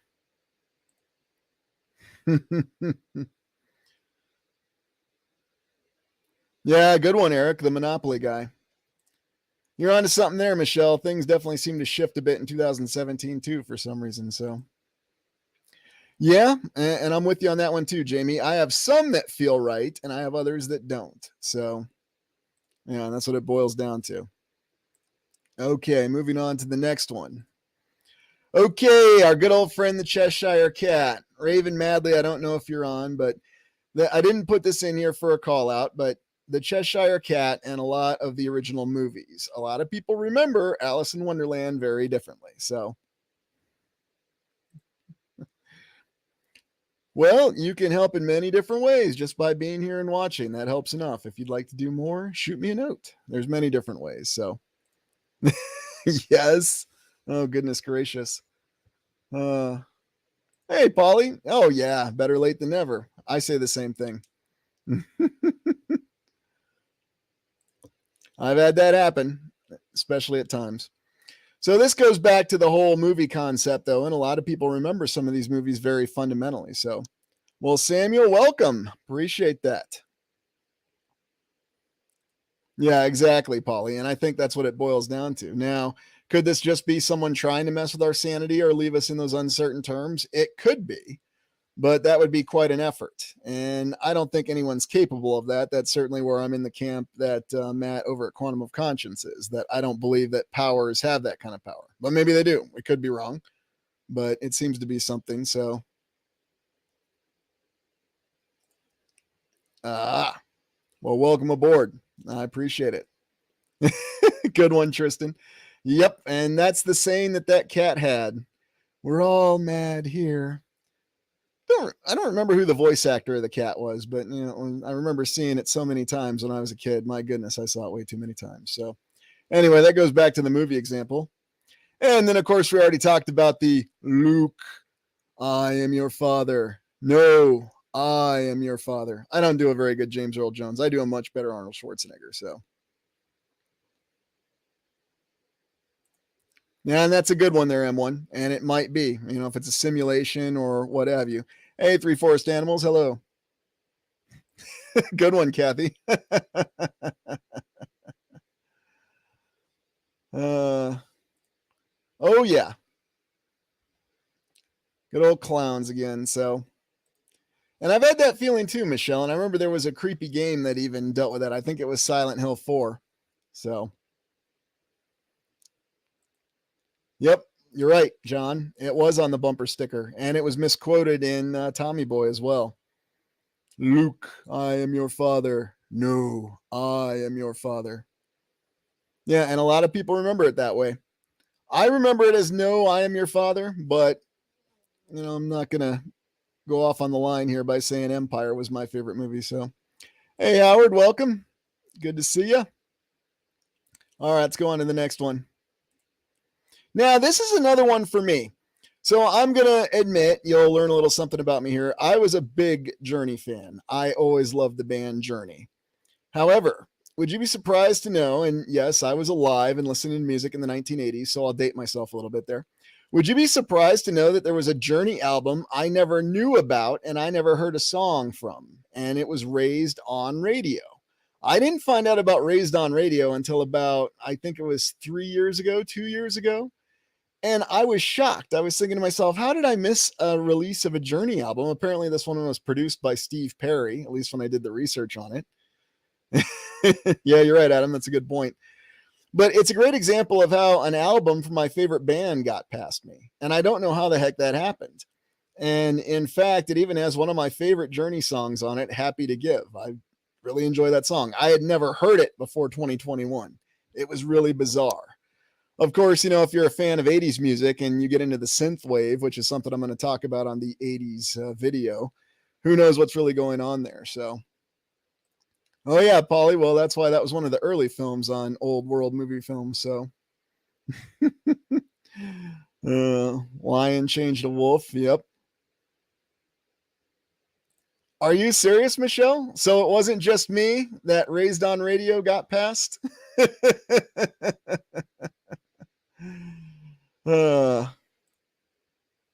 Yep, Raised on Radio. Try the song Happy to Give. It's a really good song. I had never heard of it, so this is just one of my personal ones. You know what? That could be an insightful carrier. And I speculate that a lot of that synth wave might be, or some program generated it. Who knows if there's really AI out there. Okay, well, thank goodness. I've talked to a couple friends. It's half and half because there were a lot of good Journey fans and they remember it and half don't. It's just one personal example for me. Like, how did a Journey album get past me? How did a song that was good to me get past me? You know, it's not that I was that busy in the late 1980s. I mean, you know, I was in that phase of life where I was just enjoying it. And whenever new music came out, or remember Friday Night Music Video, I'll date myself again there, I always caught it. So how could I miss it? I don't know. Yeah, that's a very good point. I agree with you on that one. Well, I got a special one this week, and I think it's an important one that we remember because there's a lot of warnings in the movie coming up this week on the Old World in the Movies review. So, okay, another personal one for me. This is from the TV series, or should I say the TV miniseries, V, The Final Battle. Hey, Dwayne, good to see you. Yeah, you're probably right on that one. I got a video coming up about that, Dr. Salad, so just give me a few days, or actually it'll probably be about a week, but it's on the topic list. So yeah, and that goes along with the deaths of famous people. So anyway, on to V here. This is from V, The Final Battle. Now, I remember this very clearly because this scared the living crap out of me when I was probably still, you'd still consider me a kid when I saw it the first time. But here's the thing. I remember the top screen. I remember the middle. But the bottom picture, I do not remember it that way at all. For one, this is what it really is right now. I don't remember this cute little puppet. I don't remember the bars. And I don't remember the sound that it was making. It was kind of going, ah, ah, ah. That's what it sounded like. And this was when I saw it on the Sci-Fi Channel in the early 2000s. I hadn't watched it since it originally premiered. I think it was 1983 was when The Final Battle premiered. I'm shooting from the hip there. It might have been 1984. But hey, Galt, welcome. Yeah, it does. And here's how I remember this scene. So what I remember from this scene is that they were in a hospital. It was not a place with bars.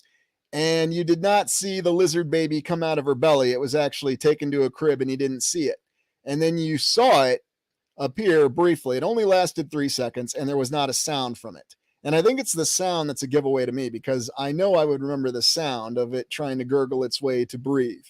And I remember you just saw this terrifying apparition for 3 seconds. It was horrifying. And then it cut to black. So very, very interesting. Yes, absolutely, Jamie. That's what I remember. It was much more humanoid. And I think that's what made it much more terrifying. It looked like a deformed humanoid. It didn't look like, a cute little lizard that you could cuddle and, looked like one of the the Cabbage Patch Kids or the Garbage Pail Kids. That was it. Oh, goodness. Yeah, exactly. Especially with the gurgling sounds, that really made it scary. So, yep. Well, that was from the day, and you can watch V the Final Battle on Amazon if you're so inclined, but it's all good. Express your opinion here. We're open to all opinions. So, yeah, that's exactly it. And to me, it seemed like that scene lasted forever. And I remember having some nightmares for the weeks following that. So, uh, could be. Prefer not to feel that way. And then, of course, this other scene from the original V. I don't remember this skeleton here when one of the alien ships showed up, but that wasn't quite as powerful as the lizard baby scene. But I just thought I would share that all with you all to let you know that I have personal Mandela effects. So, yeah, that's exactly right. Oh yeah, that's right. Robert England was in that, wasn't he? Before he played Freddy Krueger. I forgot about that. Yeah, he was the alien Willie, wasn't he? Uh, yeah, it might be. That's exactly how I feel, Brian. But make of it what we will, as I like to say. So another example of it. Okay. So that's all I have for the main images right now, but that's just kind of a good example of different Mandela effects for different people, some individual ones. We all have different geographical ones, famous individuals, movie scenes. Yeah, TV programming. That's right, Dwayne. There's so many different aspects behind it, and it actually came up when I was looking at the courthouses in Iowa, and it was at the one in Grundy Center. When I looked at the courthouse, you could tell the windows were broken on it. But when I go back and I look at the video footage of it, and I think it was Dwayne or somebody who called this out, rightfully so, it looked like they were reflections. But I actually talked to a deputy on scene and he confirmed they were broken. And I wanted to go up into the courthouse and film out of the broken window. Well, of course, I couldn't go in. It was Sunday. So that's what I get from my poor schedule. So, yeah. And that could be it too. They can change scenes in movies and TV shows and, things can change like that. But there's far too many examples of this for us to ignore. So, yeah, that's a good one too, man. I need to watch Rosemary's Baby again. That's a great flick. So,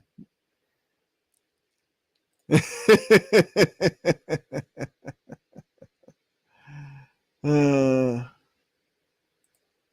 thank you. I really appreciate that. Quebec. I'm saying it properly, right? Quebec, not Quebec, Quebec. Yeah, beautiful place. And I do have some explorations. I'm going to get north here in a couple weeks. I just have to finish up the south in the USA. Then I'm going to get north. So, well, and the other thing is they have so many different versions of that. Okay, so let's look at some buildings now. Give me 1 second here. And we're going to transition to a different set of images. All right, give me 1 second here. And can you all see this?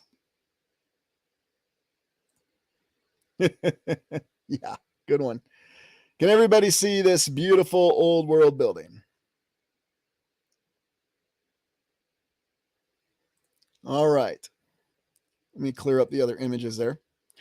All right, so for those of you who do not know, this is in an upcoming exploration, but it happened to fit perfectly in the Mandela effect because this is from one of our nation's finest universities. At least, we'll be told it's one of our finest universities. It was actually considered one of the first land grant universities, along with Penn State and Michigan State. This is the main building, or Old Main, as they called it, at Iowa State University in Ames, Iowa. Yes, I'm still in Iowa. Now, I know a lot of graduates from Iowa State, and yes, I will confess one of my early teaching gigs was there. Very beautiful campus and university. It's kind of a little jewel that's hidden up there in Ames, Iowa. But a lot of people don't know about this building. This building was built during the United States Civil War, supposedly. Right after they established Iowa State University, originally it was they're going to hate me for this. Trying to remember what the original name was. Iowa Agriculture College. I think that's what it started off with. They had a model farm there. It all was built around a model farm. Hey, Chassis, that's okay. You can go back and watch it. You're here now. So you made the building part. But in any event, yep, vanilla skied and everything. Oh, this has all the details that we're used to, Jamie. So in any event, so this was it. And they said they built this in a few years. It has a couple different architects, but you talk to a lot of Iowa State historians or other historians, and a lot of people don't even remember it. It's something that's kind of buried in the archives. Now, that's not suspicious in and of itself, but you'll never guess what happened to this building. Yeah, it does look familiar. It looks like the old Maine that I looked at the old soldiers' home in Wisconsin next to Milwaukee, that same building structure style. Ding, ding, ding. You got it. Fire, because how else would it be destroyed? Apparently, this one was hit by multiple fires, too. So we'll just take a look. So here's an actual picture of it after it was hit by one of the fires. It did really exist, at least if we believe the pictures. Yeah, I agree. A very interesting bottom level on this one. So. Good one, Polly. Yeah, that's a great question. How did all those buildings burn down? Let me try my John Levi here. It was fire. Magical fire. I always love it when he says that. And he's right. Magical fire. Yep, they say it burned. It burned a couple times, actually. So this is a pretty nice image of it. I mean, it's basically just this castle that's out in the middle of the plains in the Midwest. So,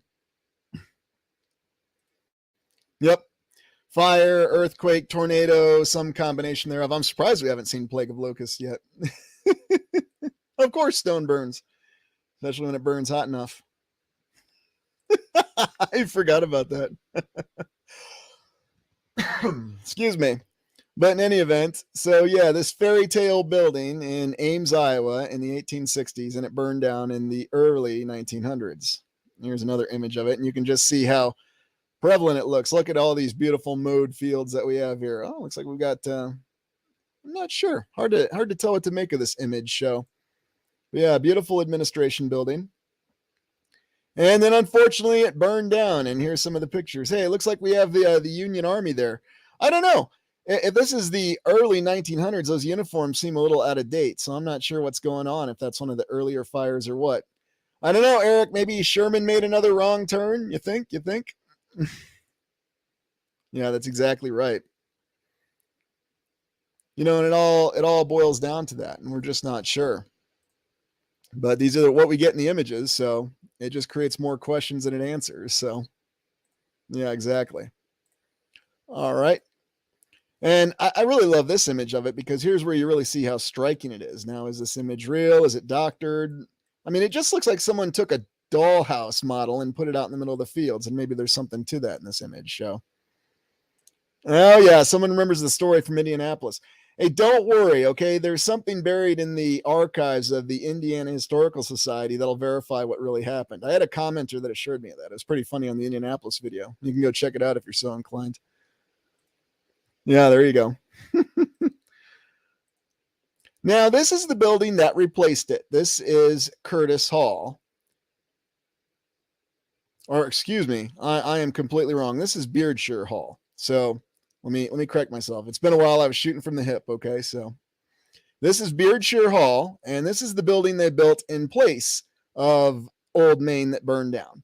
And they built it around 1906, the exact same time that they built the county courthouse just south in Des Moines. And you even see similar architectural features. Remember these symbols that we saw? And this is the current administration building at Iowa State University to this day. So you have the large columns, but what I find impressive is up here on the pediment. What is with this orb that we always see? Yeah, Beardshire Hall. You're absolutely right, Samuel. Beardshire Hall. It's spelled like beard and then shear, isn't it? Shears.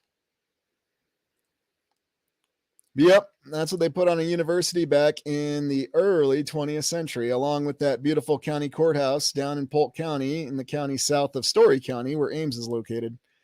But you see some of these little intricacies here as well. They're split up, so I'm not sure what to make of that. So, yeah, that could be. So that's what's there now, and that's what they apparently built in a very short amount of time. And here's what it looks like from a distance. Nice dome on that. Very beautiful dome. Don't worry, I've got some explorations scheduled for some universities too. We'll be taking a look at a couple of them because many are interesting. And no, it doesn't have to be a large land grant university like Iowa State. You can find a lot of interesting things at these smaller universities as well. So, yeah, exactly.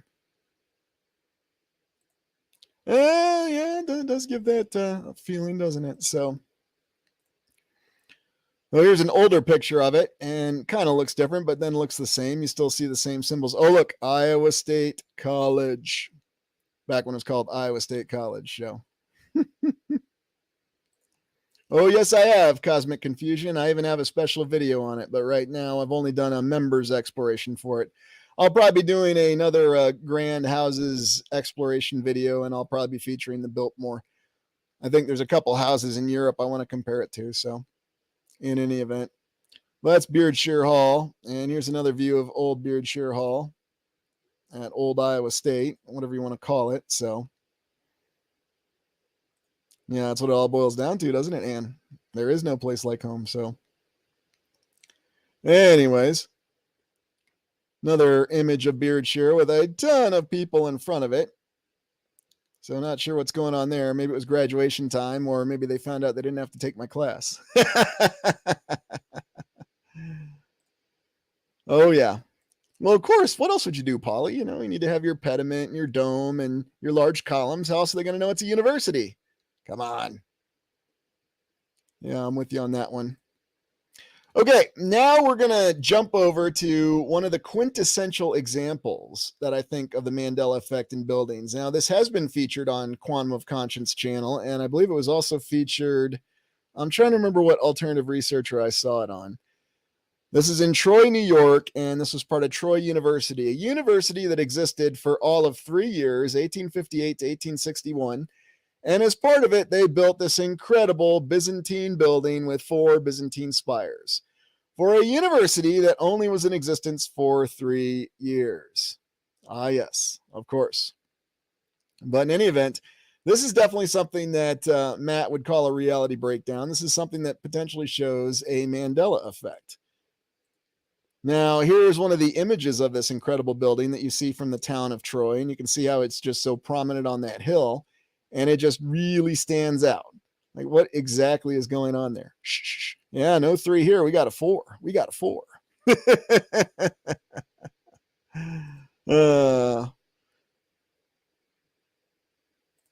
Oh, yeah, you're all looking at them now, aren't you?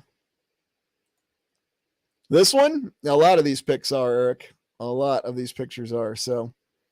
But it really stands out. And it doesn't make a lot of sense. And here's that other perspective of it. This is probably the most famous image of it, and they just called this the University Building. Supposedly built in 1858 for a university that went defunct in 1861 prior to the Civil War. And then this building, guess what? She burned down in 1969. It might be, Chassis. It might be, or it might be an overall fake, but supposedly there's documentation of it. It existed. It just really stands out. I don't even think it took them 3 years, Dwayne. I think they said they built this one in a magical year. So, as always, make of that what you will. Oh, yeah. Well, of course, Gothic architecture is easy. And everybody who came over to the United States who immigrated was a stonemason. Remember the priest in Kansas City? Yep, good old Father Donnelly. He could do it all. Yeah, I didn't mean for that O'Brien joke to get by everybody, but, that was just my little joke about someone saying they knew someone who built their house and they only had one name in the distant past, and that's how they disproved it. It's always fire. What else would it be? And then this is another interesting image. So here you have this very beautiful ornate church, and yet you have what looks to be a bit of a compilation of mud there in front of it. So same area. I think this one was from Chicago. I'd have to check. But the whole reason that I end with this photo on these images is this shows you what exactly is wrong here with this image. Oh my goodness. Is it just a 2-dimensional building? I'm not sure.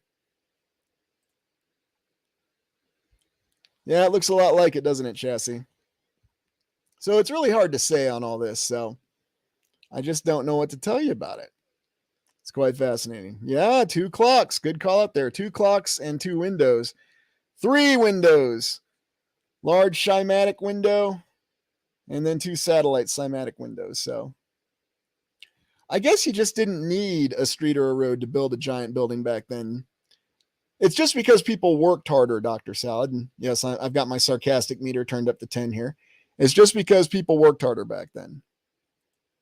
Yeah, and that's just it. 2 clocks too high. Interesting domes on this. Now, is this real? Is this an image? Is this a depiction? Not really sure. Yeah, there you go, Anne. That's another example.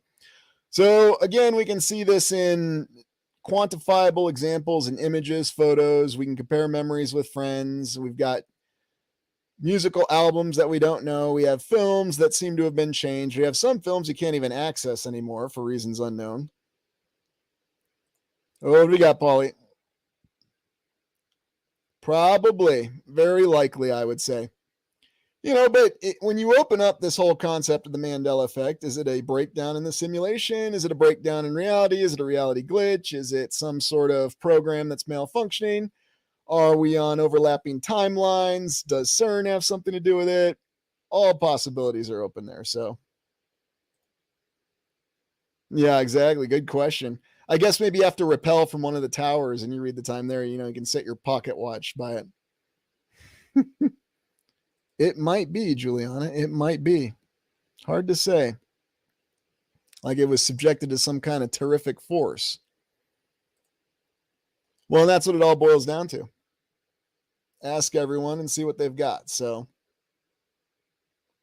well, that's the other thing, M1. Is there a Christian connection or is that just what we're told? That's always something we have to be cautious on. So,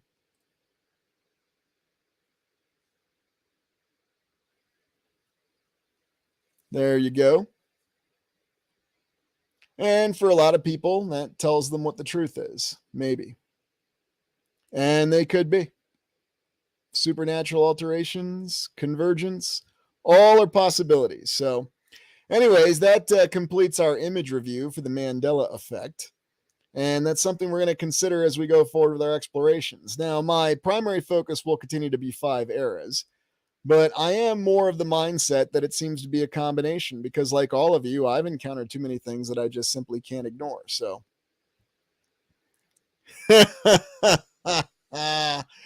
not yet, Eric. That's some material for an upcoming video, but I know you want to talk about it. So it's going to be in an upcoming video, one of the Old World and Films series that's coming up, and then we'll talk about it. Don't worry, I'll give Sinbad his day.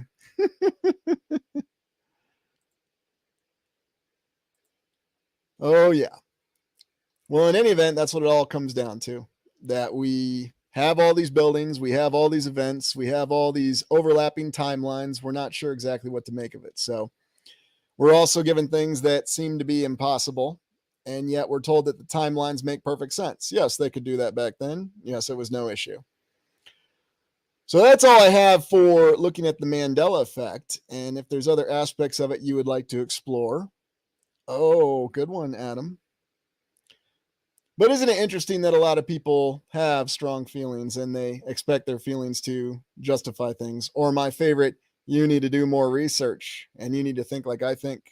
If you do more research, you'll think like I think. And that's what I'm trying to tell you to do. So,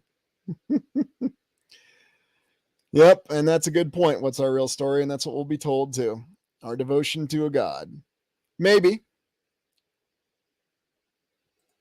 Well, thanks. I appreciate that. Nope, nothing really does. So, Adam, here's my recollection of it, and you can make of it what y'all will. People talked about strange observations in the 20th century, but they really didn't talk about this probably until the late 2000s, early 2010s. Now, is it something that you could say that came with the internet? Maybe. But people were definitely aware of things not seeming correct. So, yep, I'm on with you on that one. So, and many different people have their beliefs. And here's the thing, I'm not here to tell you what to believe or what you think is right. I believe it's a personal journey, but I think it's important that we share information, and we're all very intelligent people and we always try to find different explanations for everything. Hey, Augusta. Well, a lot of things were destroyed in fires from historical archives. And that reminds me, Nate and Jamie, welcome. Good of you to drop by. It's okay. I think it does it when I cover certain topics, so don't worry about it. What's that? Oh, yeah. Well, and they change a lot of things. One of the things I tried to call out when I was doing the courthouse explorations and the state capitol explorations is that they're always doing renovations, and yet there doesn't seem to be any legitimate construction reason or safety reason. Of course, they'll always say that it's to do these renovations. It's quite bizarre.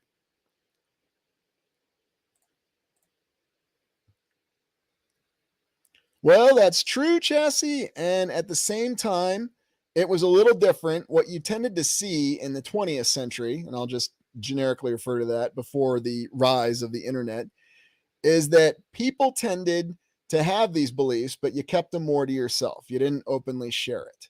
So you could find people. Juan, good to see you. Welcome. You could find people who would think this, but they wouldn't share it. So it was there. It's just it wasn't shared as much. People didn't openly talk about it. They certainly wouldn't do a live stream. There was no means to. Now, you might have a coffee club that would talk about it or say something about it. But yeah, outside of that, no. And it was really hard to find. So, oh,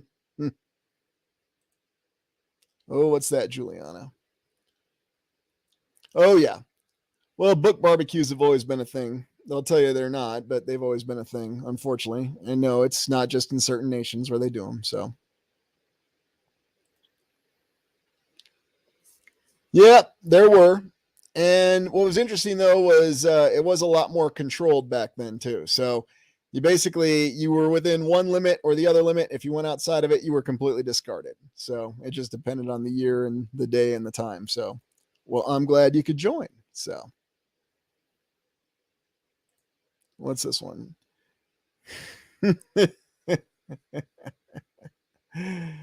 Well, there's all kinds of different accounts on that, and that's a Mandela effect in and of itself. Was it round? Was it flat? Was it a triangle? Was it an obloid spheroid? I don't know. It depends what day you ask. Sometimes you just have to have some fun with it. Okay. Well, to close up for the evening, one, it was great to see everybody, and I appreciate all the comments.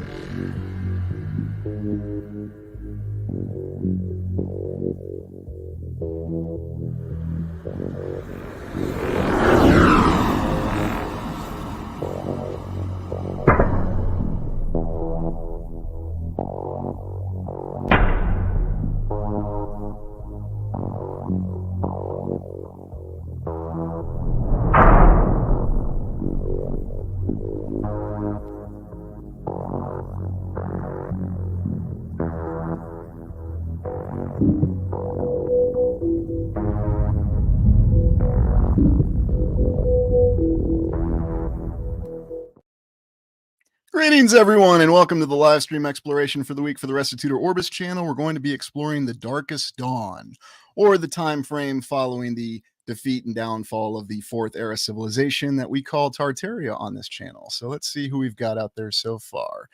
Greetings, Andy. Welcome. Thank you for joining us. A New World Over. Thank you for joining us. Welcome to the Griffiths Club. Sovereign, Invisible, Untraceable. Brown Dwarf, good to see you. OPM SMUT. I'm not going to say it. Welcome. Lost and Found. It's good to see you, Eric. Don, welcome. Raven Share, thank you for joining us. Hey, Vaughn. Hey, Jamie, good to see you. Hey, Chassis, welcome. Devonix777, good to see you. Hey, Heidi. Who else have we got? Jennifer Patterson. Hey, Sadie, welcome. Confused Cobra, good to see you again from Oregon. DZNU, welcome. Hey, Doc Shelley, good to see you. Hey, Kevin. Rothrods LLC. I'm Rose J Dubs. Hey, My Bailiwick Zone. Carmen Jacinto, welcome. Lori Russell, thanks for joining us. Hey, Julia, thanks for making it. And as we're letting everybody else get logged in, I would also like to extend a formal greeting to everybody who's tuning in later. This is going to be a little bit of a different kind of exploration. Hey, Officer Donut, good to see you. Hey, it was her voice. Thanks for joining us from Cleveland. Hey, Robert, good to see you. Hey, Chris. So what I want to say to everybody is for this exploration, I'm really looking for a little bit more of your feedback and your ideas. So thanks for joining us. But I'm looking more for your feedback and your ideas as we go through this exploration on the Darkest Dawn. So not exactly the easiest topic to discuss, but I wanted to cover it in a live stream because, one, I'm looking for your ideas. And then two, I wanted to see exactly where we're going to go as we go back to some of the more detailed explorations to finish the story, the theory of the Fourth Era civilization, its fall. I'll admit I've been delaying finishing that aspect of the story And yes, I know there are certain words that I tend to use a lot, and that's all right because that's who I am. And I'm not going to apologize to anybody for being who I am. So, in any event, we're going to finish that theory, that series of speculations, and we're going to try to find out exactly what happened to that civilization that came before ours. But what I want to focus on tonight or today or wherever you are in the land is determining exactly what happened in that time frame, that transitional time frame. Hey Tracy, thanks for joining us. That transitional time frame where the Tartarian civilization or the fourth era civilization fell and the beginning of our fifth era civilization because it truly was the darkest dawn. What did it really look like? All right, let's make sure everybody can see my screen. Can everybody see the five eras theory? Just give me a thumbs up.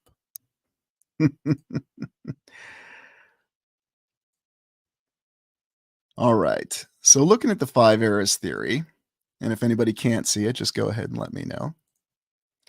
What we have is we're looking at the time frame between the contemporary era, the fifth era, and the fourth era, the Tartarian era.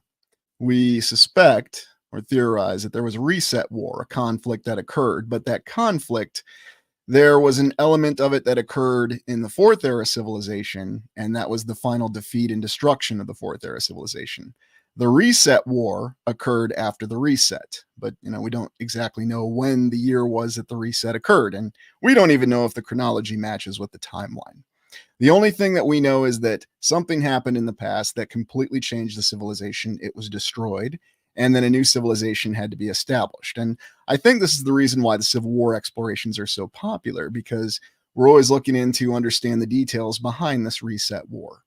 But how dark and how disturbing was this time frame, especially towards the end of the fourth era civilization? Did those people know exactly what they were facing, and did they know what sort of trials and tribulations, dare I say, they were going to face? Well, what are your thoughts on this? Mm. Well, we don't really know for sure, but we certainly think that it encompassed most of the lands, if not all the lands, at one point in time. Mm. Mm. I see.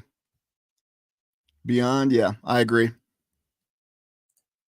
People of Babylon. Oh, that's a good one.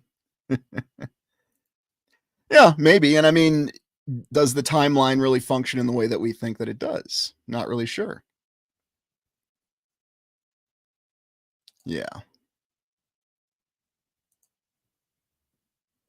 Oh, yes.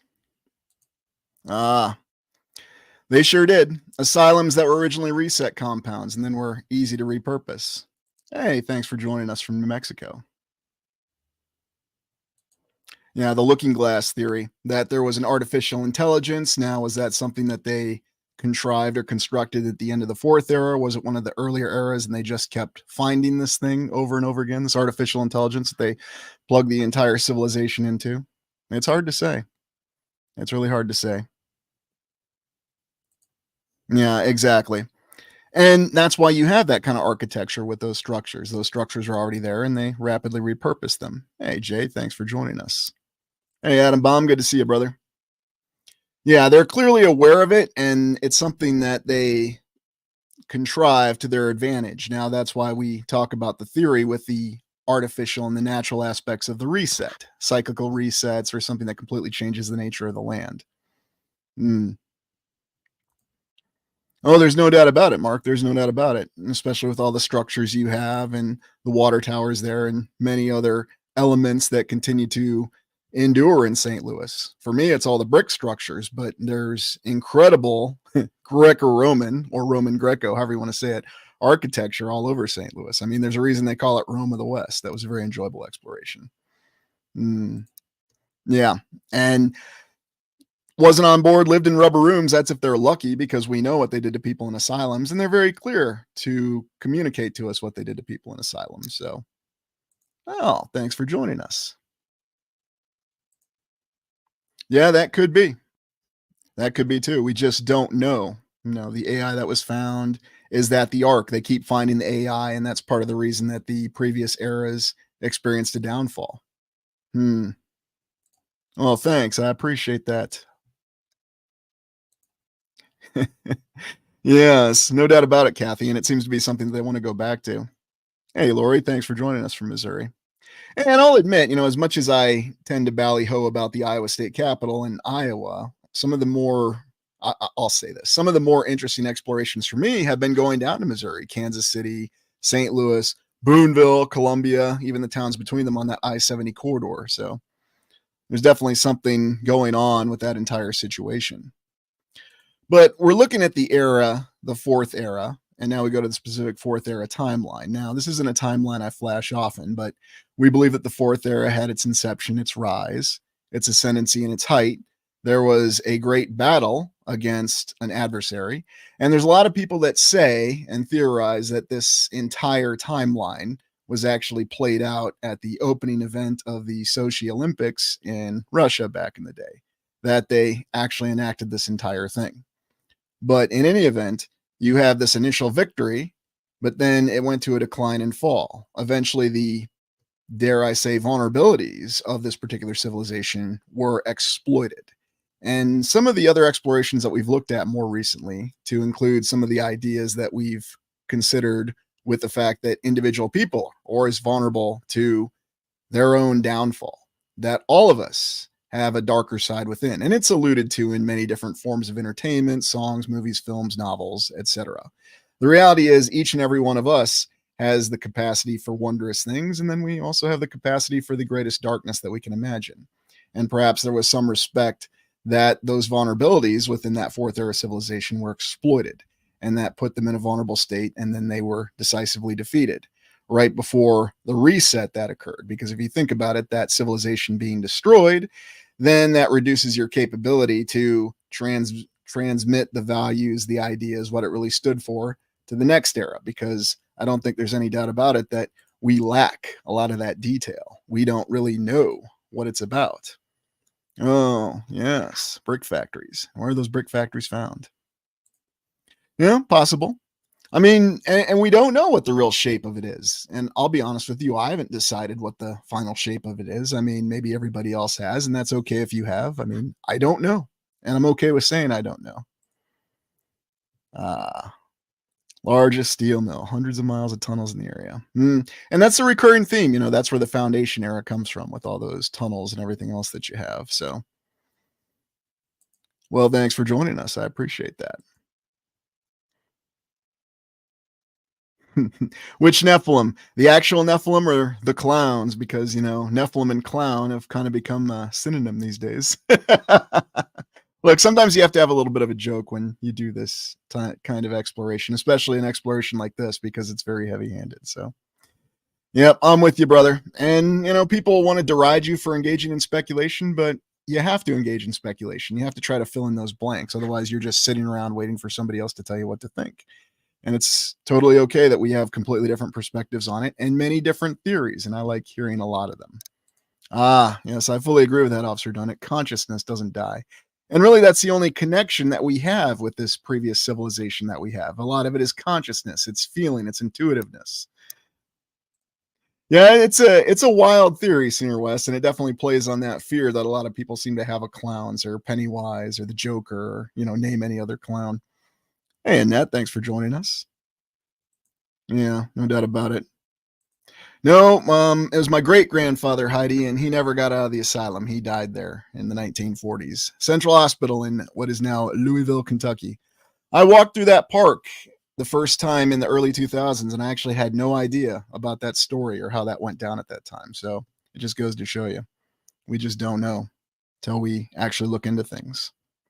So, in any event, what's going to be coming up here on the channel soon is we're going to be telling the story of the decline and fall in the final battle. But today we're going to look at what was happening right after the final battle, the reset, and then the darkest dawn after the reset. And we recall some of the images that we looked at, and I know these images are generated in a variety of different ways, and I think they give an idea of what things may have looked like. Is this completely accurate? No, because the only structures we have left are probably the very small and, well, I hate to say it, but not as important as the other structures that were around in the fourth era civilization, or certainly not as massive. Now, we do have an indication that there were more massive structures, but this just gives you an idea of what things could have looked like in the fourth era. Of course, during its height or its ascendancy. It's just a way to visualize things. might have looked completely different. Maybe there were a lot more domes, maybe there were more spires, or maybe they just weren't even such a vertical civilization in some places. Maybe they were more horizontal, more spread out. It's kind of interesting when you look at some of our current zoning. Oh, careful, Robert. That's a tough one to bring up. What year was that? That's a good question, New World Over. I think that was 2015, 2016, 2016. Yeah, it couldn't have been 15. So, uh, yes, and I always appreciate that little feedback there. Is it all Blade Runner? Blade Runner does come up a lot, doesn't it? Ah, maybe they don't. There's definitely a lot of structures that are in the foundation. That's very true, to include the tunnel systems that we see everywhere. Oh, yeah. Yeah, you really can't even talk about it, Eric. That's true. Yeah, maybe, or a misplaced 1,000 years. And we always have difficulty with that. But and please make sure that you hit that like button. Let's look at some more images here. This is probably one of my personal favorites. Of course, I didn't pick the largest one, but it gives a good idea of the different kind of buildings and the atmospheric energy generation, and who knows what other methods of energy generation that they had. Clearly, they had an abundance of power, so they could build these incredible structures. Now, did they have pyramids? Did they have modern pyramids? Was that from a previous era? Maybe a little bit of both. I mean, we certainly see how in our current civilization we like to try to replicate things that came from the past, although it's, in my humble opinion, very easy to tell the difference from what came in the past and what we currently have. Hmm.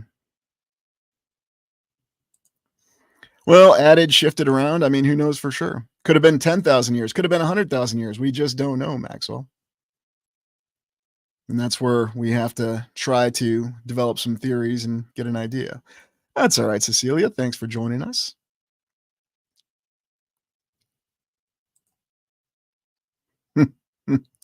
Good question there. Yes, isn't that ironic? Comes up a lot, doesn't it? Well, it may be a big one. It may be just something that they're trying out. There seems to be a lot of, how shall I say, trial and error. And we tend to see that a lot in what's going on, especially with current events. Ah, yes, that's a very good point there, Corky. Yeah, ball lightning. And there is documentation of that ball lightning hitting that church over in what is now the United Kingdom. I might have to cover that in another edition of Strange History. Ah. Yeah, I think so too. There's a lot of evidence that there's wreckage and torn down buildings in that particular area. So, well, thanks, Alan. I appreciate that. Well, either that or it was just, the latest in seeing what people would be susceptible to, what people would agree with. I mean, if you think about it, everything is really just a test or a trial to see what people are going to go along with and what people aren't. Comes up a lot. Let's go with some more of the images here. Now, this comes from the 5 ages from the Greek time frame where they had the Golden Age, the Silver Age, the Bronze Age, the Iron Age, the Age of Heroes, and so forth. And I always like some of this artwork because it gives you an idea of what kind of ideology they had at the time. It's also interesting that when you look in the distant horizon, you always see very remarkable and well built out structures and architecture. You also see how the society seemed to function. It seemed to have more of a balance to it, at least in terms of people living in balance with one another in the nature. Now, granted, that's what's depicted in an idealistic form of artwork. Does artwork prove anything? No, not necessarily. It gives hints and clues to what's really going on. But this is a lot of the depiction of what they called the Golden Age. And the other thing they said about the Golden Age was not only was humanity more in balance with itself and nature, it was also more in balance with, well, what the Greeks called the gods, or what we would call God, or the spiritual forces of the world. Now, does that mean they actually lived amongst them, or were they just more in touch with them? It's a subject for debate, but once again, even in this one, what do we have here in the distant horizon? There it is again. So people just operating without any need for clothing, but then they have this incredible architecture. What to make of that? Yeah, no doubt about it. Well, and especially when you look at how they've changed in the 21st century, they don't have the same, dare I say, creativity and inspiration that they used to have. Everything's just a remake, reimagining, so on and so forth. And that tends to be what we get a lot of times with it. Yeah, good point. Terracotta roofing, and that's exactly what you need. Well, and you know what, Steve? Who knows what the actual numbers really are? I mean, just like we question population numbers, we certainly have to question that. Now, is that to say that people aren't missing and people aren't lost and people don't die? No, but we certainly don't have any idea what the actual numbers are. Heck, for all we know, it could be a lot more. We don't really have any way to know for sure. Yeah, you see, naked and living in castles. It makes perfect sense, doesn't it? Well, and it's one of those strange things, and you don't just get it in the paintings, you also get it in a lot of the sketches and a lot of other things that you have diametrically opposed ideas or concepts or realities, because why would people be naked, but then they could build incredible walls like this, Well, it's just a artistic picture. It's not meant to be taken literally. Okay, that's fine, but how many of those do we have that are like that? And then, of course, you also have no shortage of the destruction. Now, whether you want to say that this is destruction that's mentioned in all the religious texts or in the origin myths that we have for every civilization across the land, they all tend to have a lot of commonalities with them. Now, a lot of people want to say that there was only one great flood, and maybe there was, and there were other different kinds of resets. Maybe the flood was something that reset from the first era to the second era, and it was the most terrible of the resets, and it completely destroyed that idyllic civilization that we had. And that's why we have those in all the origin accounts from the primary religions, that things were in abundance, that people lived in balance with each other, and they had a great spiritual life. But then the flood happened, or the great fire, the plasma fire, or whatever else happened in the subsequent resets. And that was really what the darkest dawn was. Yeah, no doubt about it. We are lions. And where the evidence of that comes from with the recycling is just seeing all the remnants in the foundational architecture and all the caves and everything being built on top of each other. That's the actual evidence that supports the theory. So, yeah, who knows for sure, Jay? I mean, there's definitely not a lot of encouragement to increase the birth rate. That's a very good point. I mean, we can certainly see that for ourselves, but of course, we're told, oh, the birth rate's higher. It depends on where you are in the world. Somehow, in the third world, or what we call the third world. Oh, here we go. Well, maybe we do, but is everything documented? Is it documented locally? Is it documented at the state level? And then when you get up to the federal level, things get very questionable. I mean, maybe. Oh, yeah. And that's the other difficult aspect with determining what really happened. Yeah, spiritual nakedness. And maybe so. Maybe that's really what it's depicting. Mm, something else we come across quite a bit. That could be. Or maybe it's an existence that we don't fully understand, a physical realm that operates in different ways than we are truly aware of. We talk about portals, we talk about nexuses, we talk about connection points, and we're really not sure. Mm, quite possible, Vaughn. And I think there's a lot of evidence behind that. And that's what we tend to see because that's really where that fall came from. Hey, Tia, thanks for joining us. But you have these images, and whether you want to say that they were inspired by the original religious myth or the religious origin stories, however you want to state it. They talk about fire raining down from the sky, fire and brimstone, floods, but there's accounts of all this. So trying to say that there was only one single event or one single reset just seems a little bit limited in terms of encompassing it all. Again, I could be wrong. Maybe there was only one event. Not really sure. It just depends.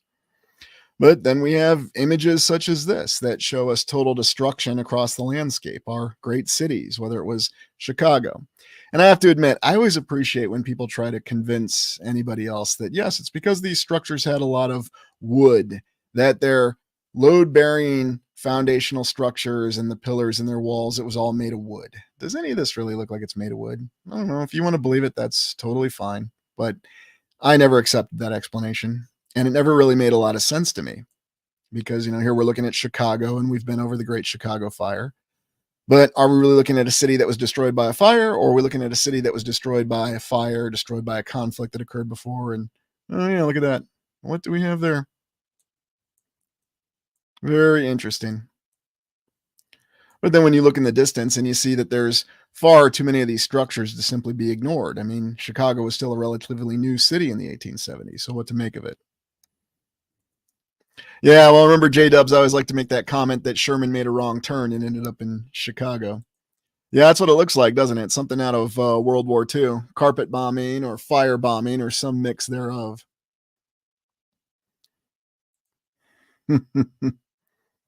Oh yeah, these are the images that we can't ignore because these are the images that we see that really show us that something happened. Now we can always say that the images were contrived, they were altered, they were made up, they're not real, but there's so many of them that are out there that really paint that picture for us. Yeah, exactly. 1870s. Yes, 1870s. At least that's what we're told. Who knows for sure? Yeah, plywood building, balsa wood plywood building, very flammable. Don't build one of those. Hmm. Hmm.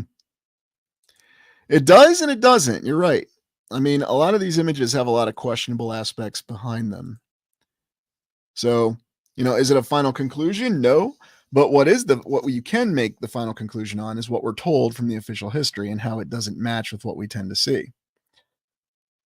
Now, you might recall this one. This is the photo of St. Louis, and this was after that paddle steamer fire, which I thought was just a hilarious story. And I'm not really seeing any kind of wood within these walls or these structures. Quite impressive structures in the distance, though. And remember, I'm shooting from the hip here, but this was 1850s St. Louis. But everybody was just sure that this happened, even though there's not a single human being alive right now that was actually alive in the 1800s. But people trust what they're told in the historical account, and maybe it is all accurate. It just seems a little unlikely to me, though. Restoration. Yeah, that's a good way to look at it. Hey, Sky Sage, thanks for joining us. Yeah, but we have to put scaffolding on every single building, don't we? Yeah, and we were talking about St. Louis earlier with all the bricks. And, if this really did happen, this level of destruction really happened in St. Louis, however it actually happened, if we want to believe it was a paddle steamer fire, fine. How did they make so many bricks to make so many structures that still stand there to this day? Yeah, doesn't it? Well, I don't know. Maybe they should have found a way to weaponize paddle steamers in World War II, huh?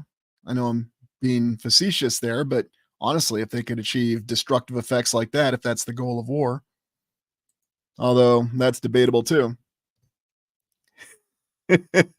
Good point, J Dubs. Good point. Uh, the English.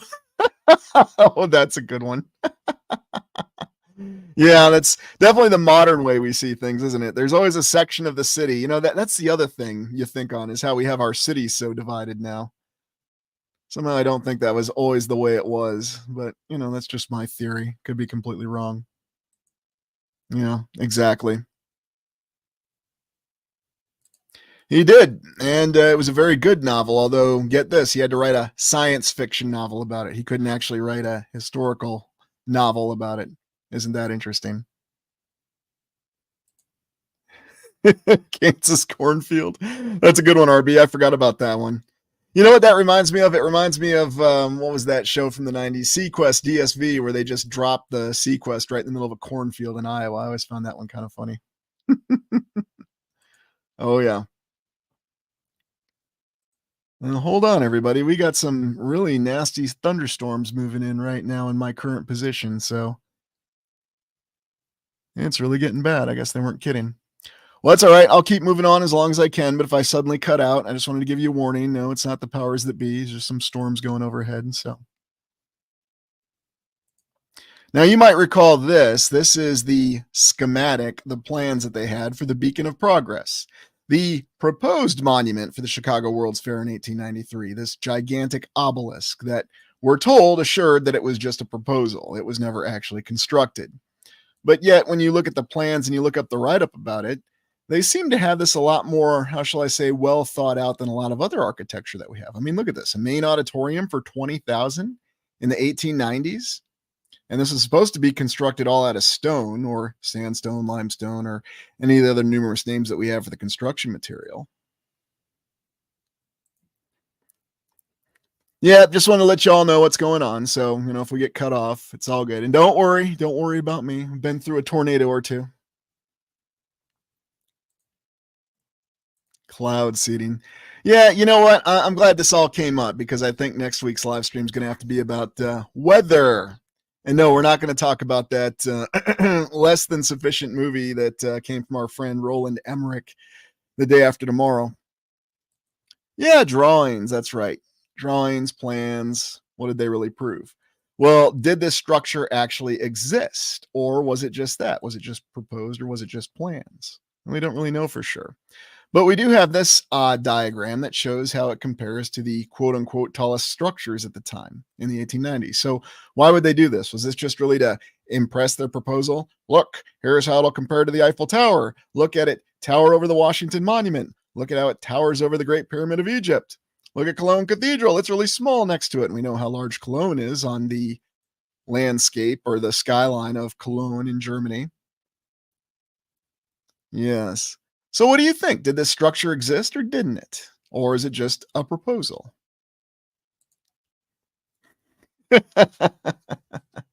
Well, I think y'all know I operate extensively in the Midwest, so I've had some experience with it. So, yes, drawings are essential to plans, aren't they? It's funny. I remember there was I don't know if any of you remember the TV series Tech War from the 1990s. It was based on William Shatner's books that were ghostwritten by somebody else. But William Shatner came up with the idea when Star Trek V was on hiatus because of all the issues going on with it. And I remember there was this episode of Tech War that was written by Mark Scott Zigfrey, Mr. Sci-Fi himself, and it concerned weather control. Very interesting that a group of extremists had seized control of the weather. And remember, Tech War was set in the distant future of the 2040s.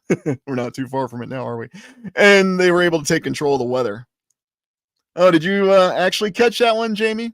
And I remember I like the original TV movies. The TV series didn't settle with me quite well, but yeah, here I am just randomly poking out absurd and, well, I shouldn't say absurd, but perhaps random and obscure. There's the word I was looking for, entertainment, to highlight an example. So, do you think it existed?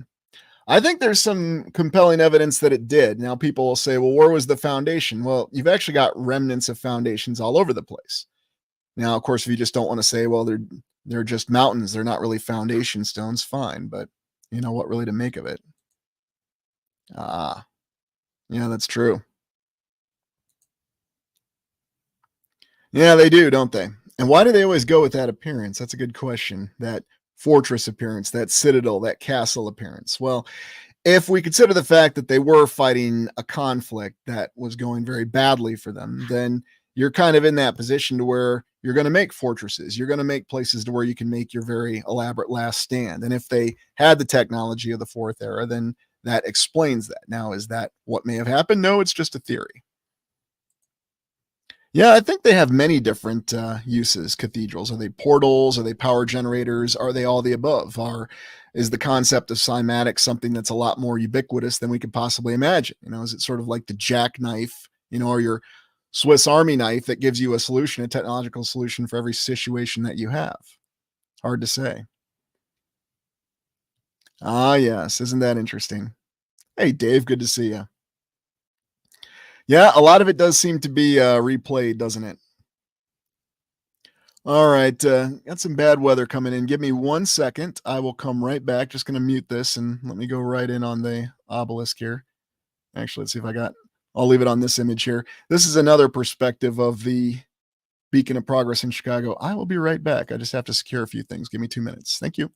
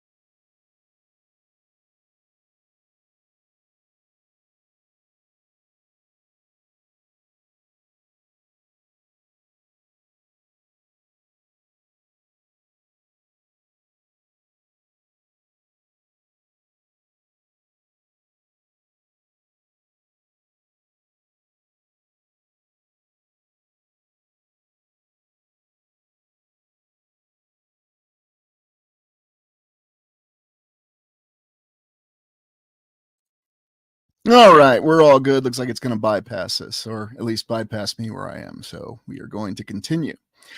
But this was supposedly another perspective of the beacon of progress in Chicago. And strangely enough, this does look like some perspectives that they have for some possible buildings, but they always assure us that these structures didn't exist. And yet there's evidence that these structures may have existed in some way, shape, or form. I mean, how do we really know for sure? We just don't. Doesn't it? Yes. And who's to know for sure what the background of that? That's a good example there, Brett. There's a reason why I like talking about that one. Oh, yeah. Well, we're always going to have more questions than answers. So, Lincoln, UK, old Lincolnshire, right? I remember that came up a couple times in Robin of Sherwood, one of my favorite shows. Yeah, you think about what they tell us about the Middle Ages, the medieval time frame, and the wondrous architectural achievements that they had then. Quite fascinating. Hmm. uh, you always crack me up, both of you. The obelisk building concept. Maybe some aspect or rendering of it, or maybe there have been multiple towers of Babel or Babel, however you want to say it. Babel, I know. Well, that's true, Cecilia. That's very true. You're right, Corky. And you have to keep formulating theories and finding different ways to look at things. Yeah, it's one of my earlier explorations, ziggurats, and I always thought that he was just recruited to record buildings that were standing before they pulled him down. Hard to say for sure. All right, let's move on. Now, you might recall this wonderful monument to the nations. Anybody remember where this is? And yes, this still stands today, and yes, you can still visit it. I think I kind of gave you a clue on it, but we do have indications that it is. Now, we did talk about this quote unquote monument before, and I did explore it during one of the Tartaria stories explorations. Yeah, you're right. It's Germany. Does anybody know exactly where in Germany, though? Is that what you're living in, Kathy? Is that you up at top there just waving at me right now? Yeah, they tend not to see construction photos of it. You're right. But of course, it's our usual scaffolding construction photo. Although, once again, there's got people just kind of standing around because that's how we do construction, apparently. What intrigues me, though, is that it looks like it's really old. So, does anybody remember what it is or where it was from? Battle of the Nations. And that's exactly what they would say, too. Battle of Leipzig, also known as Battle of the Nations. And that's supposedly what they built this monument for in Germany. Monument to the Battle of the Nations. That's the official term for it. And they actually have the temerity to tell us that they constructed it right in the early 1900s. Although, what are your thoughts on that? They say they completed it by 1913. Ah, that year again. Yes, 1913. Well, yeah, knights that were fighting in the Napoleonic Wars.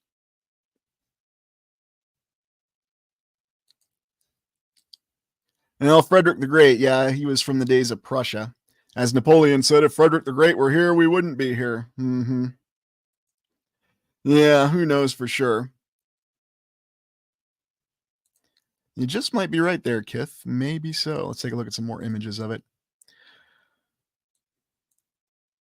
Yeah, you have this very interesting figure of a knight who doesn't necessarily look like a knight. Remember, there weren't armored knights going around during that Napoleonic warfare era. The structure always looked old. Of course, they'll say it's sandstone, limestone, whatever material they actually made it out of. Although, how do we know what they made it out of? And then this vigil of knights all around the top of it. Very interesting monument that doesn't necessarily make a lot of sense. Of course, I'm always tickled when people are so certain when they know exactly what the weight of the armor was from the 14 to the 1500s. Because, there's so many people alive that actually participated in those battles, aren't there? Interesting look on the sword here. I mean, what exactly is going on here? Lightbringer, Sword of Light? What do you think? Yeah, it's always the soldiers and sailors monument in the United States, Charmy Vicious. Absolutely right. It's all about the United States Civil War. Well, right before World War I started, yeah, that's when they say they completed it, 1913. But, according to the official history, Germany had a lot of imperial ambitions. The Kaiser was out trying to establish colonies all over the land, namely Africa. But while that was going on, they built this incredible monument to commemorate defeating Napoleon. Yes. Well, it's okay. You can say that all you want to. Oh, yeah, the old soldiers' homes. I think that was the final straw for my presence on Reddit once I posted those images. I guess some people just don't like looking at the old soldiers' homes. I can't imagine why. Ah, very observational there, Annette. Very observational. You're absolutely right. Wings. Yes. Where's the documentary about the wings that were also included with the armor? Well, I'm sure there was somebody that was going around like this. Also, the shape of the shield is interesting too. Or is that a shield or is that something else? I don't know. I mean, it doesn't look like any kind of shield I've seen. Hard to say. But you look at this figure, there's almost hints about something being much more advanced about this figure than would first meet the eye. I mean, this certainly doesn't look like anything that we'd think of as the traditional knight in plate armor. Oh, it's plate armor. That's exactly what it looks like. Well, it looks a little different. It looks a little more advanced, but people are going to say that's not the case. See, look, there's the chainmail right there. That's representing the chainmail. Okay, fine, so be it. But it just looks strange to me. It just doesn't look like it belongs. And then you can also see the difference in the stones within the monument itself. I mean, what was this really? What did this originally represent? Was this actually a monument that was really dedicated to defeating the forces when the Fourth Era civilization won their initial victory? That's what I suspect it is, but that's just a theory. So if anybody wants to say, I don't tell you my theories and what I'm thinking, there you go. You just heard it. Well, and the references to St. Michael and St. George. It's a good point there, Slamtana. Yeah, St. Michael, St. George. I mean, are those really mythical figures or were those heroes from an earlier era? That's something else we just don't know. Oh, yeah, definitely. And a lot of things with this monument. Ah, yes, thank you, my bailiwick zone. A shield that provides structural support. That's a great observation. It does, doesn't it? Structural support, and then you lean on it. But it's a triangular shaped shield. But then it has an arc on top. Very intriguing. Wondrous details, all of you. Now, look at this figure.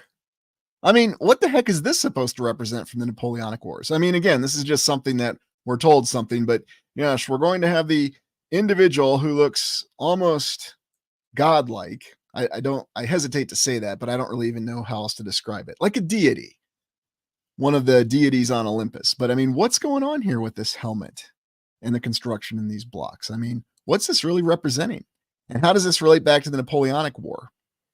I mean, why don't we have Field Marshal Gerhard von Blücher up here? Come on, from Prussia.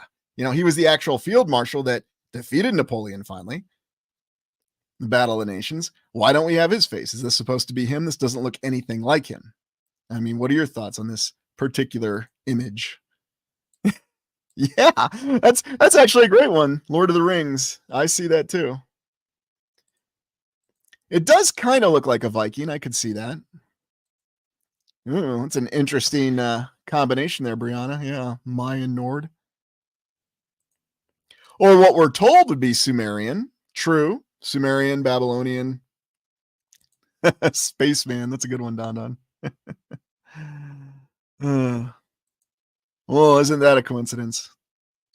Well, my lights aren't flickering right now, but the storm's bypassing me, so I'm lucky. Where is this? Well, I'm going to mispronounce it, but this is in Leipzig, Saxony, Germany. Leipzig. It is called the Monument to the Battle of the Nations, if you want to do your own research on it. They tell us they completed it in 1913, a very magical year in the United States, because wondrous things were passed in the U.S. Congress in 1913. Hey, thanks for joining us from Austria Blocks. Yeah, I'm not sure. Let's take a couple look at the details here. Oh, a bull to represent the sign of Taurus. That's a good one, Annette. No, there's something off about it. I agree. But that's why it's always intriguing to look at some of these monuments. Also, what's going on with the eyes here? Usually we have these very triumphant emotional states, or at least very, dare I say, subtle emotional states, or stoic. And yet there almost seems to be a saddened emotional state on these eyes. I don't know. Maybe I'm extrapolating something from it that's not real. Hard to say. I need to go look at it in person. You look at the top of the helmet here.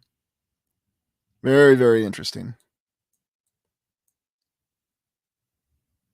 And what exactly is this? Granite, limestone, sandstone, or some sort of advanced geopolymer, or something even beyond geopolymers? Alchemical material composition and creation. We don't know for sure. So here's how the monument looks today with the rest of the city. And of course, you can see as it towers over the rest of the city and is the most notable terrain feature. Now, yes, it's closest to the camera, I understand. But even if, say, you were over here at this building, what would really stand out? I think we know what would.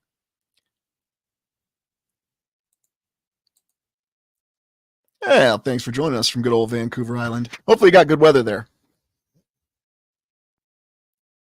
Uh, yeah, they always had reflecting pools, didn't they? Cosmic gumdrops, as though they could not get enough of those. And for some reason, this particular monument seems to have survived whatever transpired. So I'm not wondering if these monuments that they built for their great victory during the ascendancy of the Fourth Era civilization, they knew what kind of weapons they were going to be facing. Because, I mean, this thing seems to have survived without really a scratch on it. So, yeah, good question, inhabitant. Don't know. Don't know what it was exposed to or what really happened.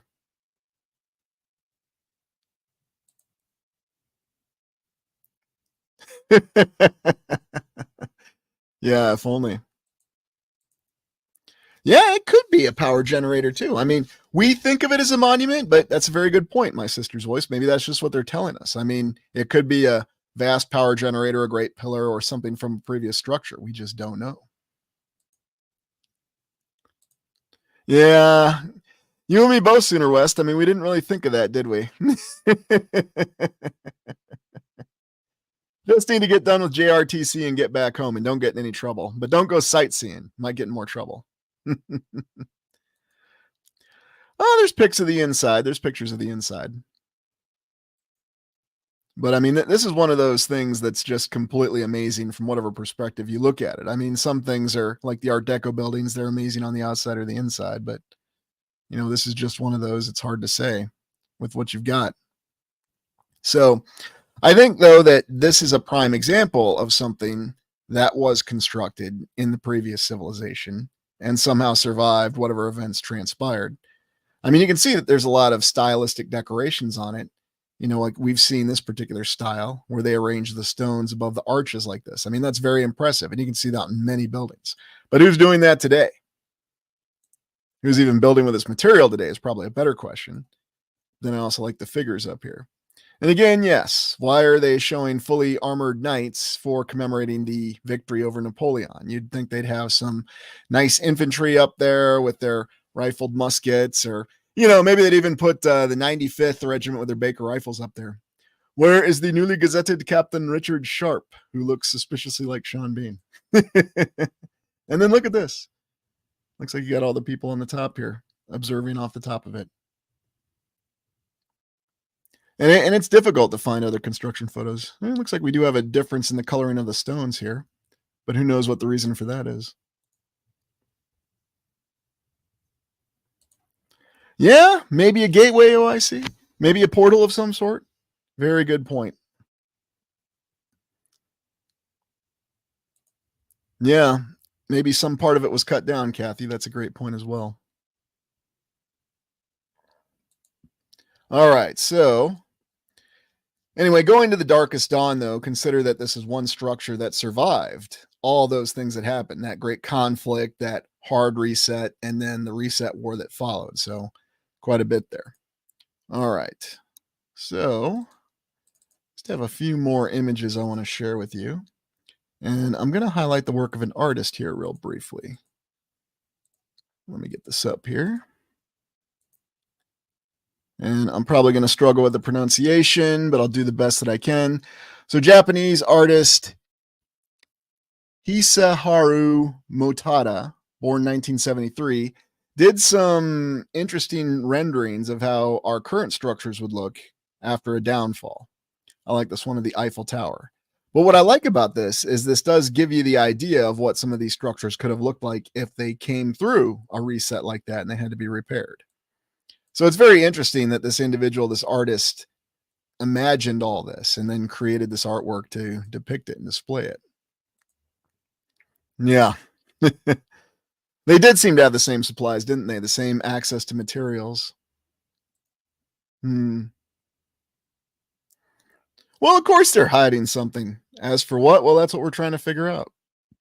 And maybe the people who are supposedly in power are even more afraid of it than we are for whatever reason. There's definitely a lot of fear that goes around with it, but what's the reality behind it? Not sure. Yeah, views of Paris. Oh, funny you mentioned that, my sister's voice. Yeah, it does have a Planet of the Apes vibe to it, doesn't it? Here's some of his other work. The Baraji or the Burji Khalifa. See how that might look. Of course, we know where that's located. He does some other nice sketch work, though, that just shows how things would look after a collapse. I remember in the early 2010s, there was a lot of popularity on those shows, and I think they're still around. Life After People. They always like to consider that. Here's the Chrysler Building. Very interesting as the Chrysler Building is one of the nicest Art Deco buildings in New York City. Of course, we always think about the Empire State Building, but I thought the Chrysler Building was one of those overlooked beauties. Here's an interesting one. Like someone deposited like this top up here. Yeah, and do we really think that these glass and steel towers would be standing up to the forces that the old world buildings were subjected to in the past? That's another good question. That's what I like about this artwork. It kind of gives that vibe and gives that idea in terms of what you're trying to survive and go up against. Oh yeah, good old cornerstones. Well, and something else I realized, Eric, is the cornerstones aren't always in the cornerstone area of the building either. Sometimes they're on the top, sometimes they're midway up. It just seems as though they had a loose spot and they just shoved the stone in there. And the Sydney Opera House. Now, the reason I included this one, he did a great sketch on it, is the Sydney Opera House, you might recall, was featured very prominently in the final scene of Mad Max Beyond Thunderdome, one of the Ultimate Reset trilogies. And you might notice I say trilogy because I only consider the Mad Max trilogy the original three. Now, nothing against the current movie Fury Road or the, what is it, a prequel that's coming out, Furiosa, but those aren't connected to the original trilogy. Okay, I see that as a completely separate story because it just doesn't make any sense. Tom Hardy's a great actor, but he's not Max Rockatansky. Anyway, so I always liked how when they did that final scene of the plane flying through the ruins of Sydney, it gave you the impression. Now, in the film, it's supposed to be a nuclear war. That's what they hinted at, but we can really see that as an element of a reset.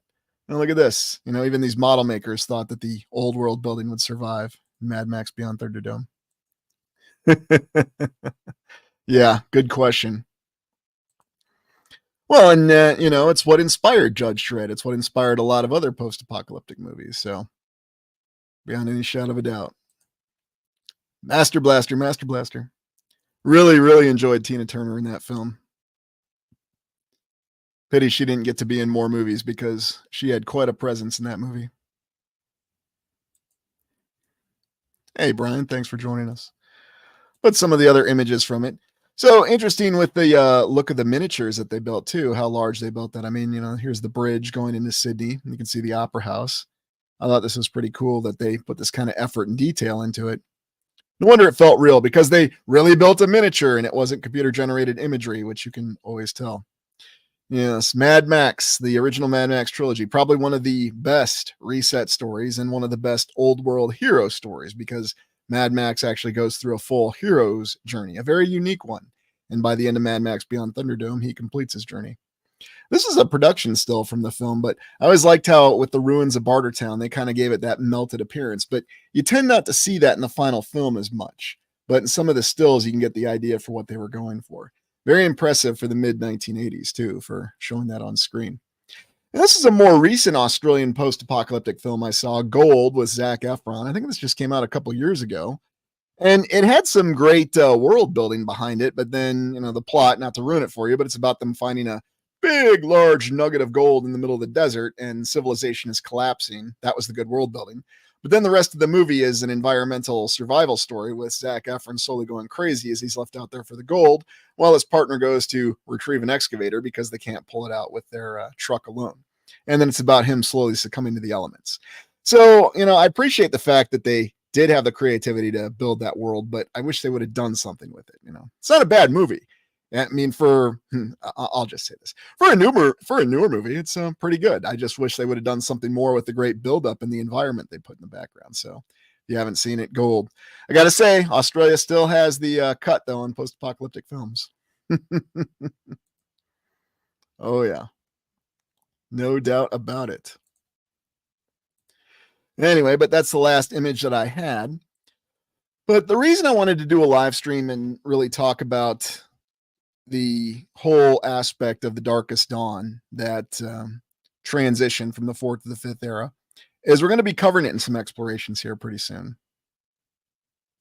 Yeah, that's exactly what I felt, my sister's voice. I mean, I think they could have done a lot more with how they tied in what was going on in Civilization. It had a great background to it. And, everybody did well in it. The acting was good. Zac Efron was good in it. I thought he did a good job. But I just wish they would have had a little bit more with it. Hey, Setna, good to see you. Oh, yeah. Yeah, it's definitely a small world for sure. But anyway, give me 1 second here. I'll transition back to our original image of the five eras theory, because I just want to share this quick point with you before we break for the evening or day or whatever time it is where you are. But you look at these images, you see how things looked through the past, what may have been, what likely was, the ruins. I mean, are the images real? Were they changed? The paintings and everything else that we have. If you go all the way back, though, to what the civilization was and its rise and its fall, we do have a lot of evidence for it. And what we're going to be looking at here in the next explorations is really looking at the story for the decline and fall. And I did release an initial exploration back in December that concerned looking at some of the maps that gave an indication that a previous civilization was falling. It showed that there was a dark force. We call it Gog Magog, the legacy of Gog Magog, but it actually shows evidence on maps that the land that was controlled by Gog Magog was increasing and the land controlled by the rest of the civilization was falling. And so that's what we're going to focus on going forward. Oh, yeah. A lot of evidence and a lot of different indications behind it. All right. Well, morning, noon, night, wherever it is, early morning. Yeah. And that is funny you mention that, Brett, because that seems to be something that's ingrained in our collective conscience. I mean, there's a reason why those nuclear war films from the early 1980s scared everybody so much. And it wasn't just the prospect of radiation. I mean, nobody really had any idea what radiation poisoning would look like, but well, and who knows where it was? You got maps that'll tell you everything, Albie. You got some maps that'll tell you that's exactly where it was, or the area where we think of as Tartaria. You've got other maps that shows it actually encompassing most of the land. It's really strange. And so it's something we're going to look into. Well, anyway, I hope you enjoyed this exploration. I know this is a little bit different than how we usually do explorations, but I thought it was important to establish a bit of a connection, especially as we go back to looking at the fourth era, because we haven't been doing that for a while. So, well, thank you, RB. I really appreciate that. Yeah, that's probably a little bit of predictive programming. Thanks, Robert. You're most welcome. Yeah, I'm going to have to look into that, Hans. That's a good point. I'm definitely going to have to look into that. So, All right. Well, that is all I have. I hope you enjoyed this exploration, and we'll look forward to seeing you on the next one. And we'll have the next live stream here posted soon. So you all enjoy your week wherever you are. Have a great evening, morning, noon, or night. Thank you for joining me.